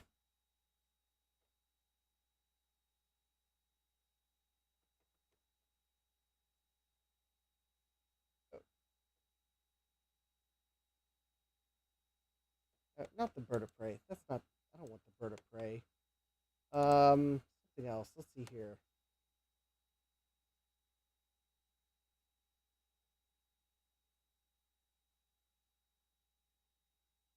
Oh.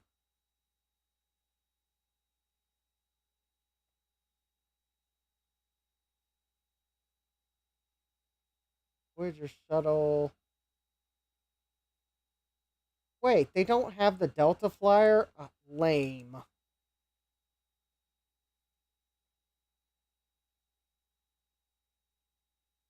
Alright, let's see what... Oh, we got Sci-Fi Objects Volume 1. What else we got in here?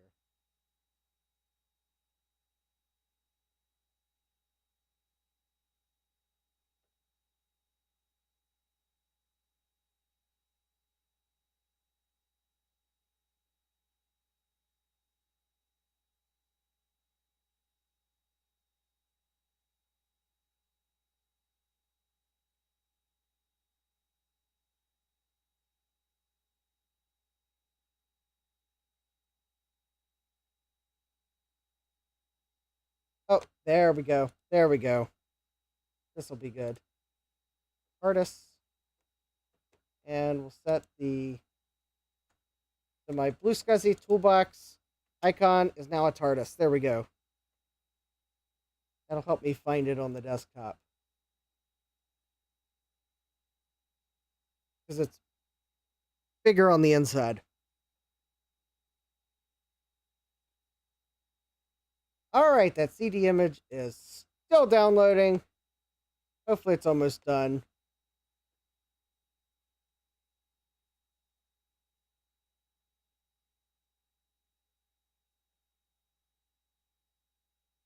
Oh, looky there.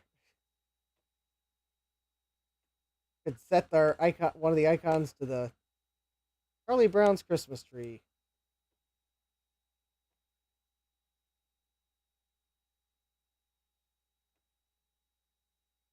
Like, they had all sorts of icons back then.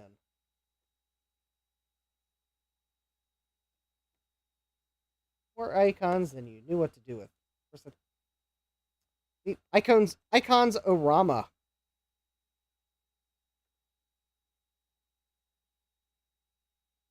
Oh, Lego icons. Winnie the Pooh. I mean, just all sorts of icons.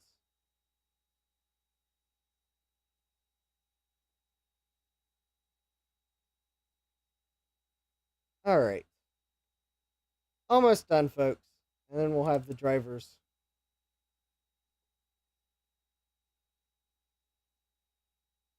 Any applications I want to copy over?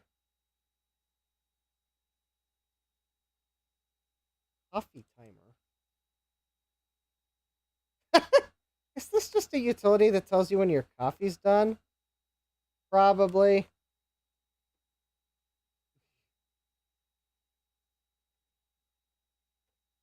Hey, I mean, important things. When you go to the coffee pot, find it empty, so you start a new pot, open up your coffee timer so that you remember to go get coffee in 5 minutes.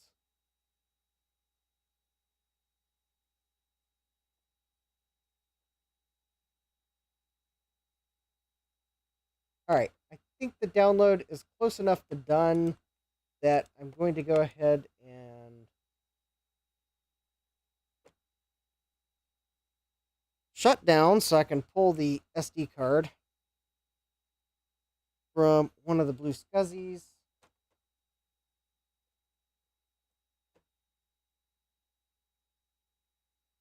And we'll copy the ISO image to it.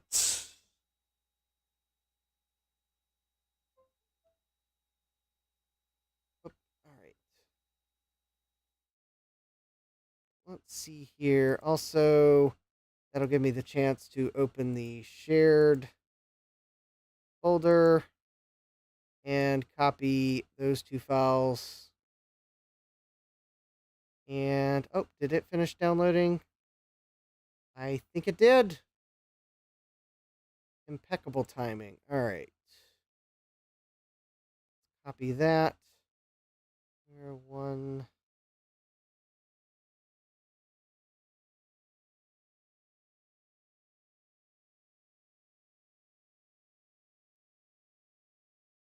All right.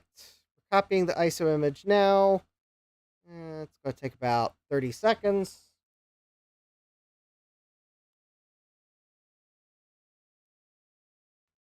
And be able to. So not only do I have the what should be the driver CD for this accelerator card, I've got speedometer 4 and the utility that shows you the speed of the accelerator card. And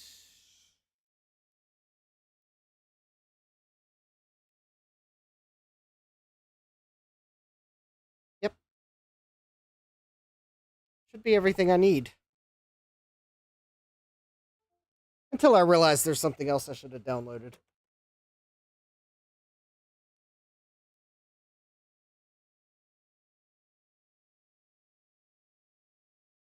All right.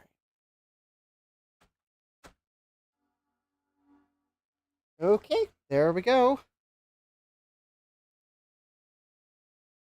now we probably have what we need to install for the accelerator.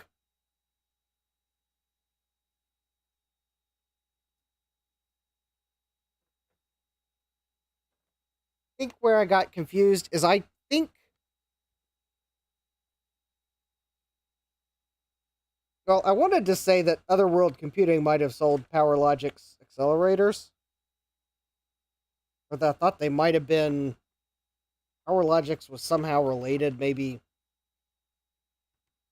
they used a common design or something. Oh, okay, that's weird. Bomb says, coffee timer is my favorite utility.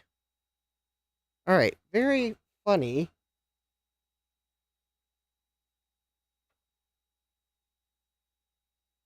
Once again, I boot.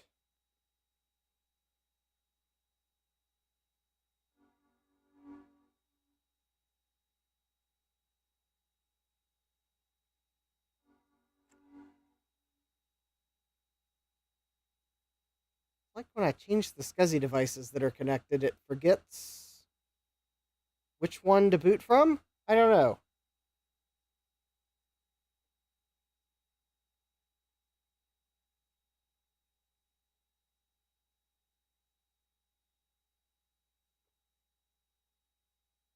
I am wondering if the SD card I'm using in one of these blue SCSIs is maybe not the greatest.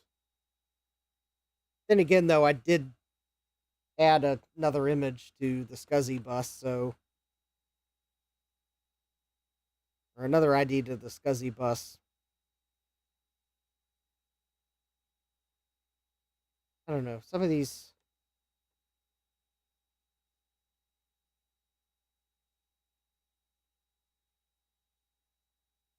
Okay, so this is a PowerForce G3.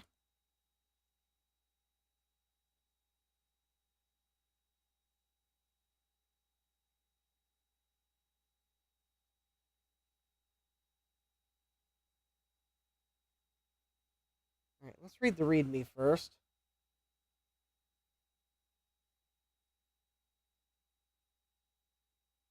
Oh, okay, that is... oh, okay, well, I don't need that. G3, G4 cache profiler.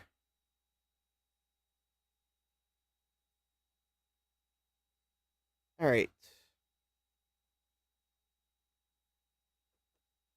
Cache type, cache size. Was there a README to install? Oh, there, README. Okay. G3, G4 cache profiler. All right, allows you to enable, disable, blah, blah, blah, blah, blah. All right, application, extension combo.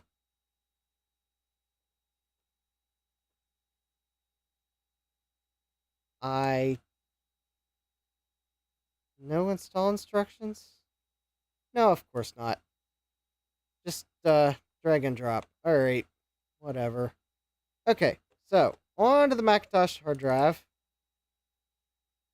All right, so this is an extension, I believe. So we'll just drag it on the system folder. And all right, macOS will put it where it needs to go. And then I think this is just an application. So we'll pop that in the applications folder. Switch demo. What is the switch demo? Oh.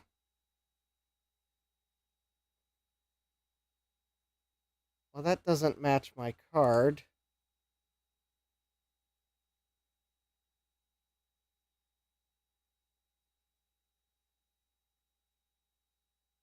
Okay, but I think that extension's probably the correct one.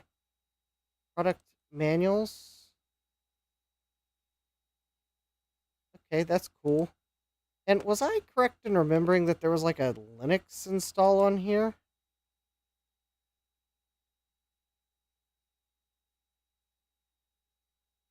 I don't know. All right, let's do the logical thing and restart.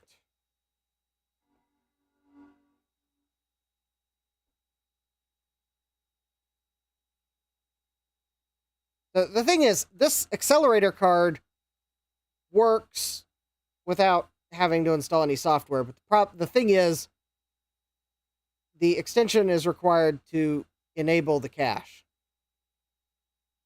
Because macOS doesn't know how to enable and disable the cache on the accelerator card. So you need the extension to enable that functionality. But the G3 processor itself, oh, there we go. It detected the accelerator. That is a good sign that we probably have the correct utility. But yeah, macOS doesn't know how to enable the cache on its own, hence the extension. But, all right, so I think that's now where the application comes into play.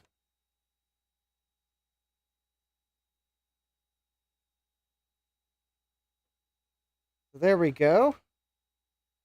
So we have a PowerPC 750.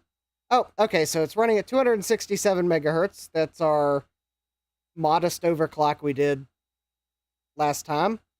So it's running 66 degrees Fahrenheit or 19 degrees Celsius. That's actually quite reasonable.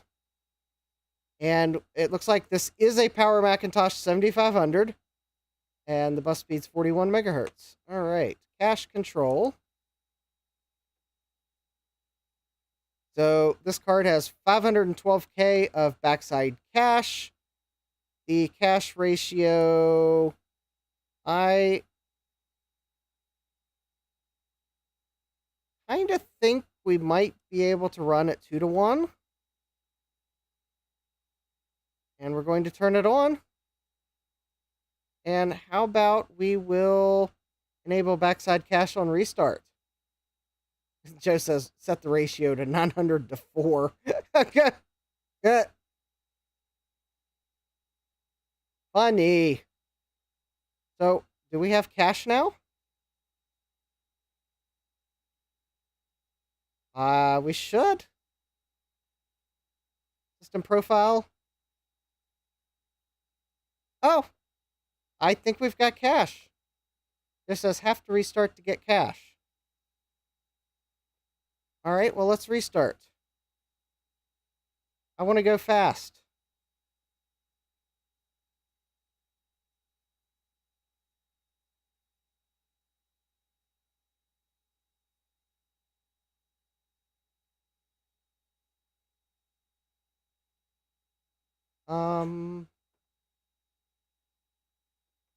Well, I thought I told it to restart.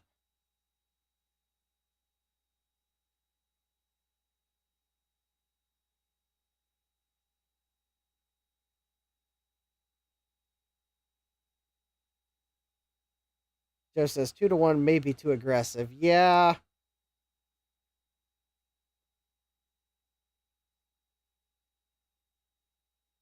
Oh, yeah, we are,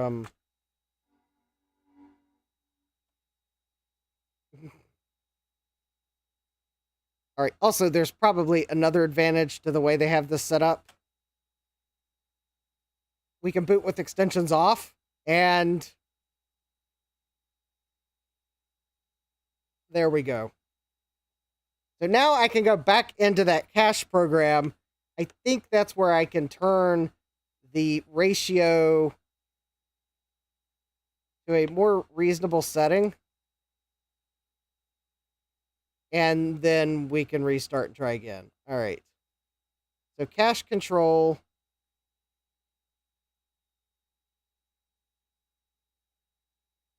So I think I'm going to try 5-to-2 because that's the actual, closer to the actual speed the cache probably expected to run at. Because I think, well, it's also not on, but the extension's not loaded either. Let me read this manual here real quick. See if it maybe says what the supported.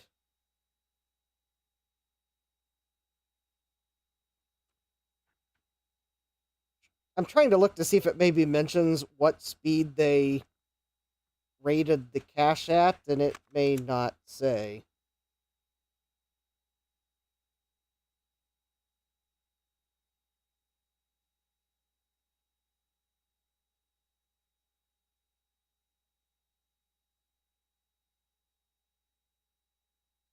All right, they recommend starting with a divisor of 3. All right, so I guess that's probably it. All right, let's restart.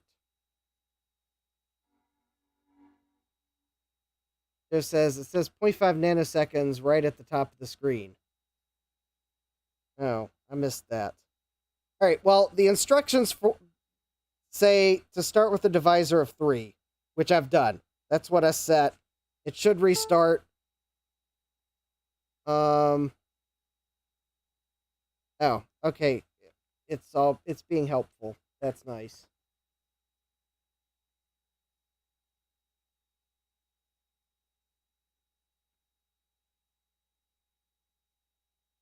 Joe says, and that has to be wrong because that would be something like 2 gigahertz.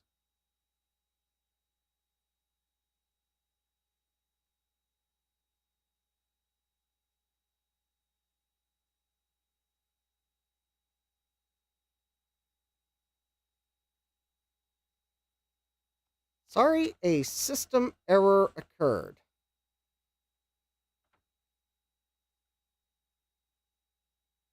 Ooh, interesting. All right.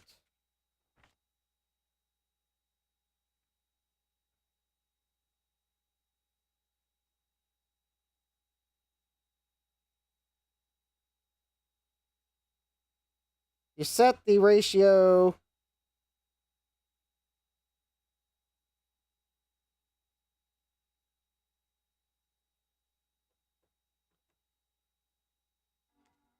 Okay, I'm not sure exactly how you're supposed to. Oh, maybe that's why the software had a option to like enable it at boot. Oh, Joe says 5 nanoseconds equals 200 megahertz. Oh, it's also possible that that screen might have been wrong because I think I had the extension. The extensions weren't loaded. All right. Cache control. 3-to-1. Do not want to enable on restart.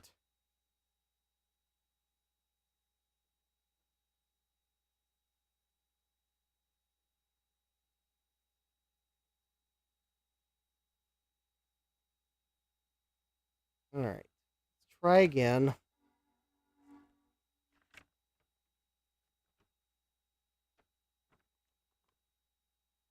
Something tells me that I may have to go find where it saves its settings.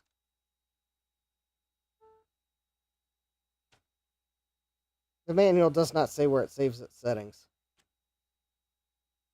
It says, I wish my video capture was that clean. Thomas says 5 nanoseconds is better than 5 milliseconds. Yeah. And this is actually just a VGA capture. Interestingly enough. VGA capture on the onboard video. Okay, good. All right, I successfully told it to not enable on startup.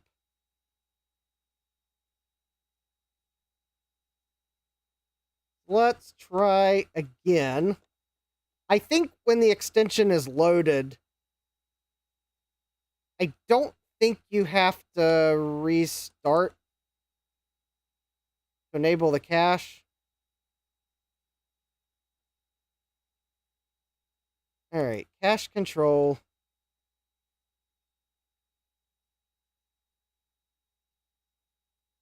0.5 nanoseconds. All right, so let's start with 3 to 1 on. So, all right, backside cache is enabled. So now let's find some. It says mine is VGA2, but I have so much noise in my chain. Yeah, the bus speed is 41 megahertz. Yeah, I know. There's some really weird bus speeds. The bus speed on these Macs is adjustable between 40 and 45 megahertz. All right, let's see. Actually, let's first start with everybody's favorite. I'm joking. Possibly not include. Oh, maybe it's not included in this version of Mac OS. That would be odd. Oh. Oh, actually, let's do this. We'll start with speedometer. That should stress it.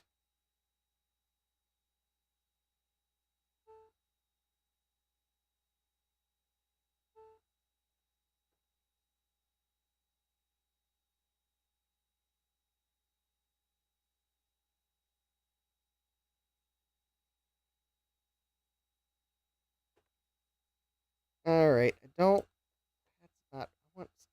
There we go. Stuff an expander. We'll probably be able to open this.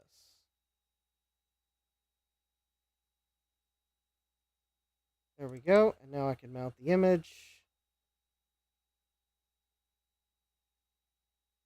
And now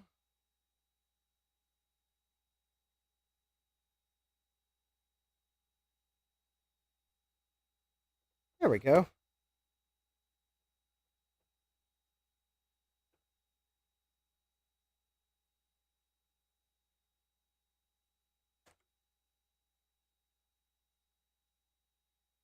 All right, there we go. We got speedometer.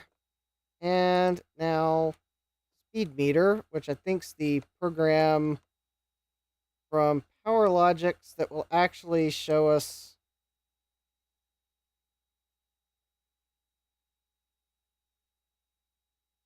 some information about our accelerator. That could be handy. There we go. There's our temperature. And I don't know if I'll be able to see that when we run speedometer, but we'll give it a try. Capcom says, I plugged my Extron into a different outlet and got rid of a lot of noise. 130-year-old house.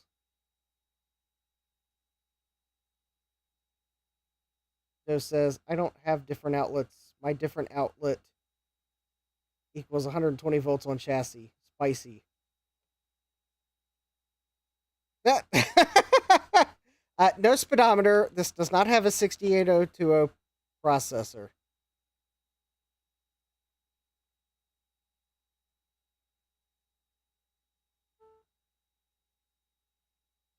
All right. You can skip them. I guess this time.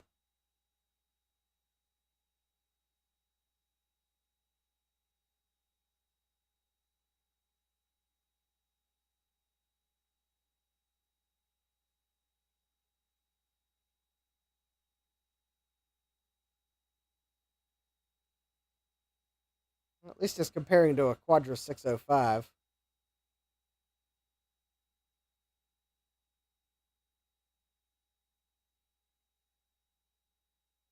I don't think it's even breaking a sweat. Tests are done. And the processor is 66 degrees Fahrenheit. What do you know?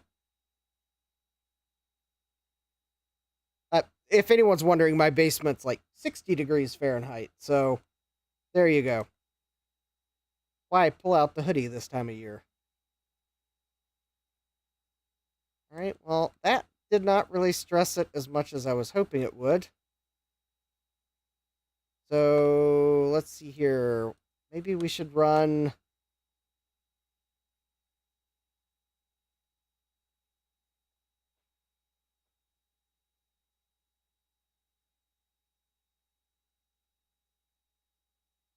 I don't know, Macbench? Macbench stress it? Probably.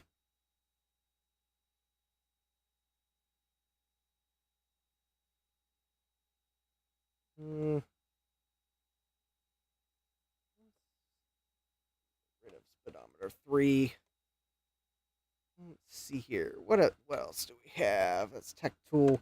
Oh, let's go to apps. Let's run Macbench. Macbench will provide a pretty good stress. Macbench 4. Joe says, my 7300-200 has a 1.4 gigahertz G4 upgrade in it. Like, what?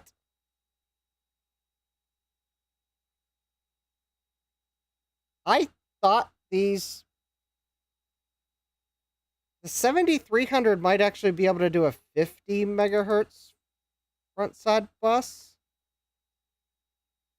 Yeah, the front side bus in these, like, Power Macs are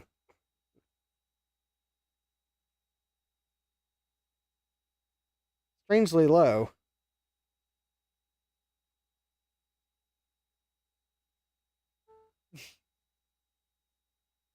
Oh no, a file error.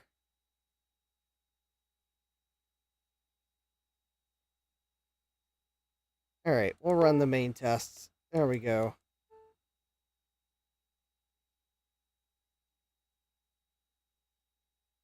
Alright, you don't need to run the CPU test if you can't. Alright. I don't know how else you stress the processor.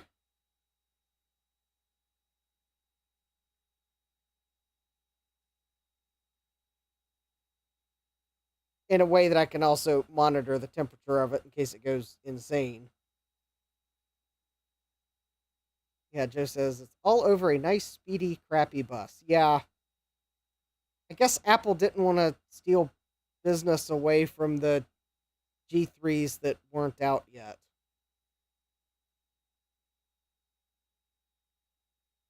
Because I think the G3 desktop and Tower and Molar Mac, I think all those had like a, I want to say those actually had a 66 megahertz front side bus. And then the blue and white G3, 100 megahertz.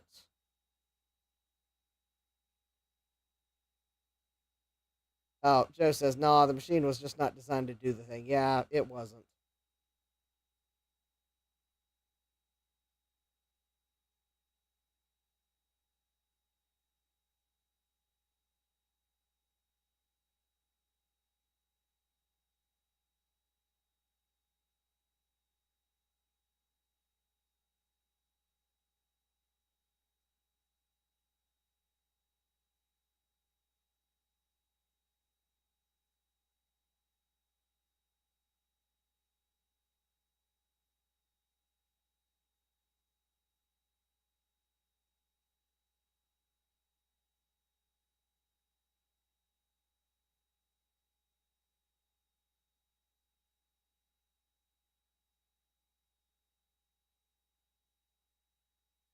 Joe says, sleepy time, tree hunting tomorrow. Night, everyone. Well, good night, Joe.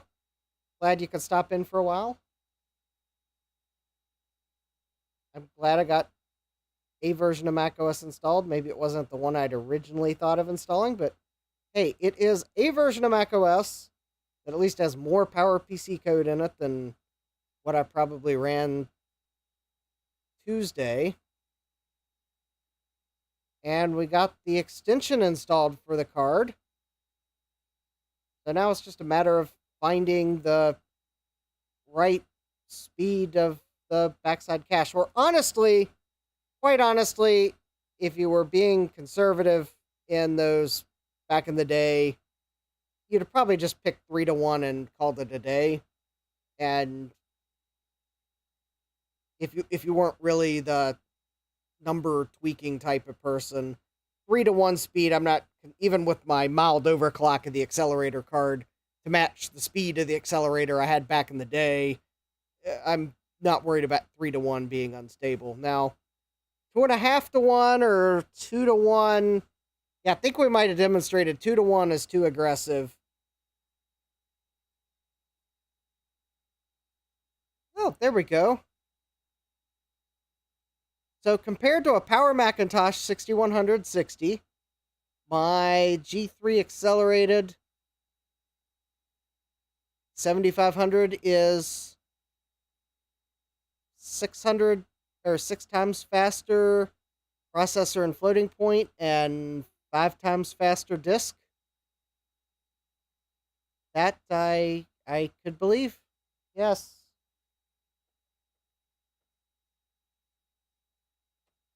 Now I am curious if I were to go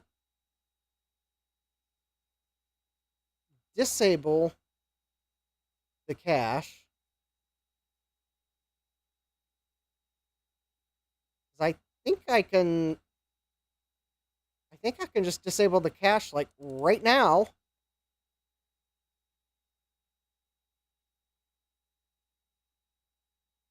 Like turn it off like right there. Oh, interesting. Oh, that program doesn't automatically update. But there we go. The cache is off. All right, so now if I run MacBench, yeah, that's fine. You can't get the movie file. Okay, we'll be fine, MacBench. All right, now I'm curious. Curious what the performance is without the backside cache.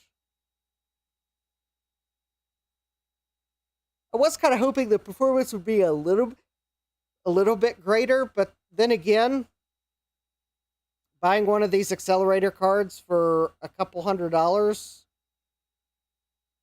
would have extended the life of your 7500. I don't know how much they cost back in the day, right offhand. I know I bought the G3 accelerator for my 7500, my original one, in 2003, and I think I paid $39 for it on eBay at the time because the prices of those were coming down because everyone was buying G4s.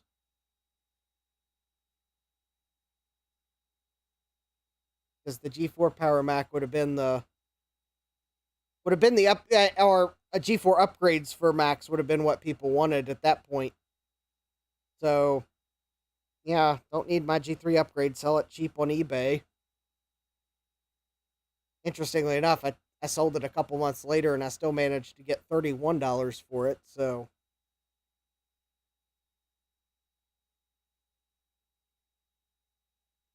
now, adjusted for inflation, I don't think I did too bad on rebuying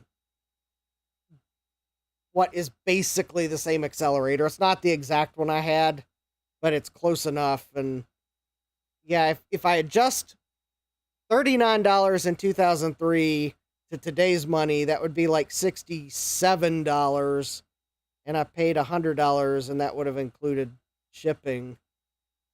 The $39 I don't think included shipping. I'm not sure. I will say one thing: over the years, eBay's the emails that they send you when you pay are better detailed than they used to be back in 2003. I will put it that way, because I'm not exactly sure that if that $39 included shipping or not, because email just doesn't have that detail. But yeah, so in reality, I don't think I did too bad rebuying this accelerator. If you adjusting for inflation, it certainly. Now, granted, would I advise buying one of these G3 accelerators for $7,500 if you have one? I mean, not unless you have like a reason why you're going to. I mean, I bought it for the nostalgia. Maybe you're buying it for the nostalgia, and maybe it's worth it then, but you might actually, if you wanted a G3 Mac, you might consider looking for a G3 desktop instead of buying a G3 accelerator for an older Mac. You might have a more pleasant time. And Steve, hi Steve. I have to thank you, Steve. You uploaded the Power Logic CDs to the Macintosh Garden, if I'm reading your comment right. And that is exactly what I needed for my accelerator card that I have in my 7500. All right, so with the backside cache disabled, we're only about 3.6 times faster than a Power Macintosh 6100. We were 6 times faster with backside cache enabled. Floating point only took a minor hit with no cache. Doesn't surprise me because floating point instructions usually take longer to calculate than integer instructions. So, and disk did take a slight hit too. But anyways, so if anyone was wondering what the differences were, there we go. All right. So let's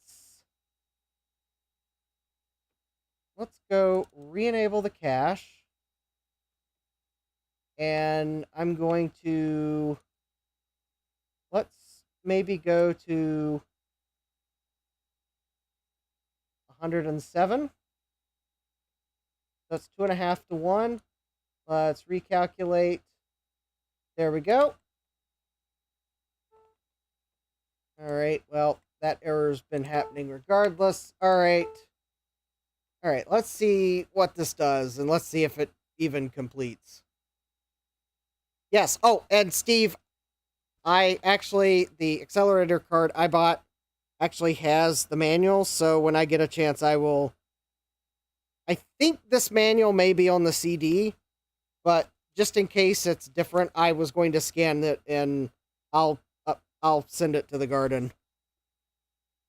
Because the accelerator card I bought on eBay actually had the paper manual in it, which was actually quite nice.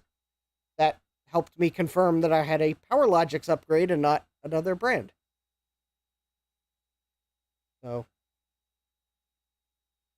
yeah.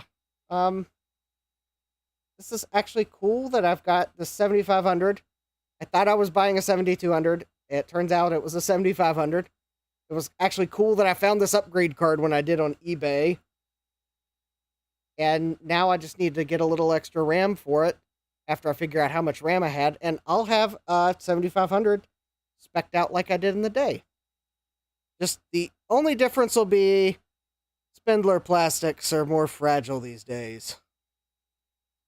Wah, wah, wah.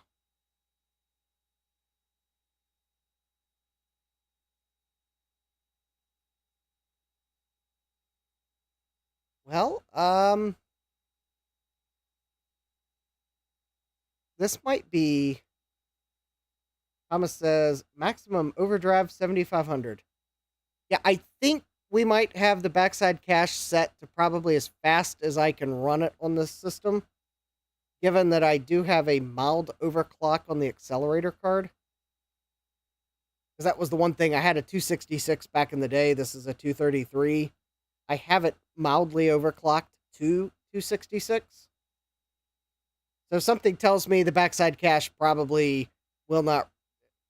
I suspect 2 to 1 is too aggressive with my mild overclock. The processor is certainly capable of running faster, but yeah, the cache chips probably aren't. All right, we'll see how much this gave us. I suspect we have a nice little extra bonus boost. And then we'll restart the computer to see if it seems to be stable, because one of the first signs when I had the cache set too high was I told it to restart and it Finder crashed.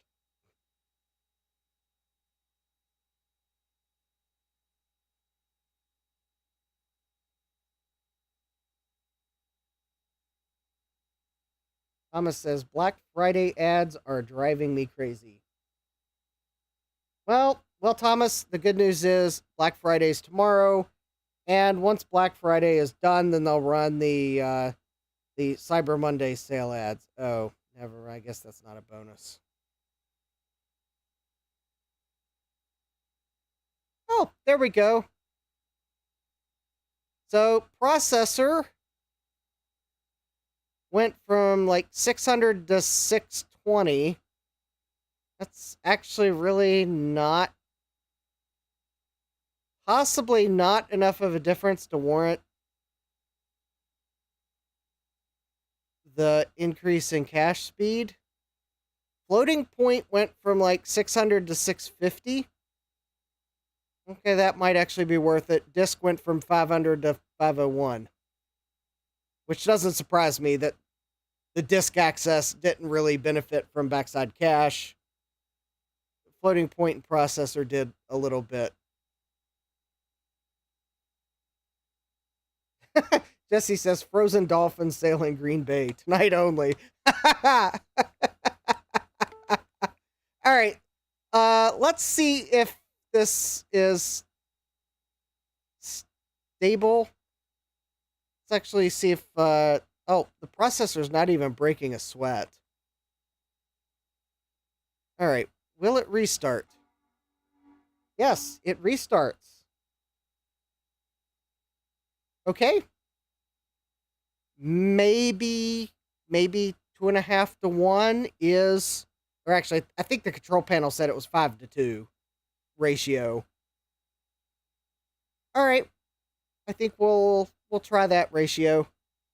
At least I now know that if I set something that's actually not stable, reboot, don't load extensions, go into the application, uncheck the cache on startup, and then you can restart.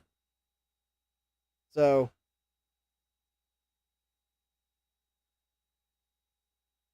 all right, let's see how the cache helps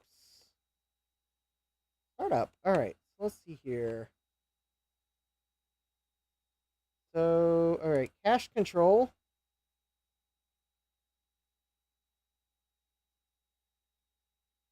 Five to 2 on.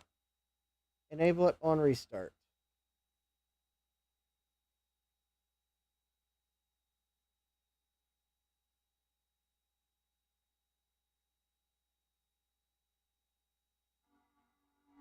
There we go. All right.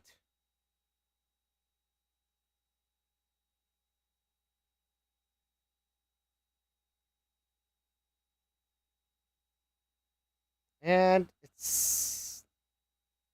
All right, at least it seems like it's behaving now that I'm not juggling images around on blue scuzzies.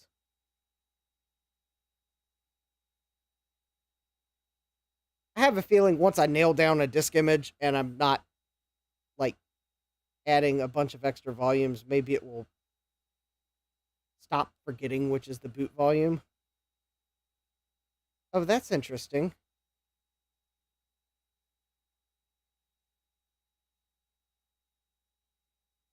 Okay, that's very interesting. It's like, so it remembered when I had the cache set to 2 to 1, which is too fast for this accelerator. But it's not, it's like it doesn't want to remember that setting across a reboot. Which I guess is maybe just as well.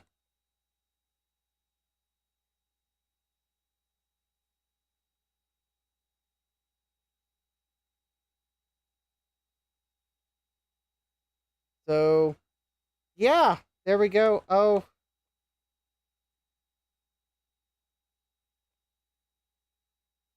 Apparently in my fun-filled evening, I haven't had a chance to catch up on social media. In fact, I gotta also take a picture of the system and update my thumbnail, so yay. But anyways, let's see here. I think this is actually probably a good place to stop before I manage to do anything completely silly with this system. Anyways, so what do we have here? We've got our... Well, I do want to run the... I'll update to 8.6 at some point. I'd have to copy another CD image to this computer. But, so we got 8.5, which seems to run pretty decently on this Mac. 48 megs of RAM. 266 megahertz G3. I don't know why Apple Profiler says it's faster. Whatever. If anyone's wondering, I do not have the motherboard cache module installed. I'd never had one for this system. So, in fact, actually the manual for this card says that if you have the motherboard cache module, it's the only time it says to keep the motherboard cache module is if it's larger than the backside cache on the accelerator card. Which, for this card, would mean if I manage to have the absolutely rare as hen's teeth 1 megabyte cache module for this Mac, which I think they're pretty hard to find, then I could leave it in place and it would actually help performance. But I think most of these came with the 256K cache module, and the manual says remove it. Because, as it says, in general, we don't recommend using L3, also called motherboard cache, with the PowerForce G3. That isn't to say you won't get good results, but it really is only beneficial with PowerForce models with 512K of backside cache and motherboard L3 cache of 1 megabyte. If your PowerForce has 1 megabyte backside cache, there's no reason to have any L3 cache unless it's soldered to the motherboard and you can't remove it, which would be the case with the UMax S900 and 9500 models. I guess that'd be the PowerMac 9500. If you have a slow level 2 cache, i.e. one that cannot run at least 50 megahertz bus speed, installed in your computer, most likely it will be best to remove it no matter what size it is. So anyways, that's what they say about that. But I don't have, if anyone's wondering, I don't have a motherboard cache module at all for this computer. So, much less the 1 megabyte version to see how it helps or hurts performance. So it's a moot point.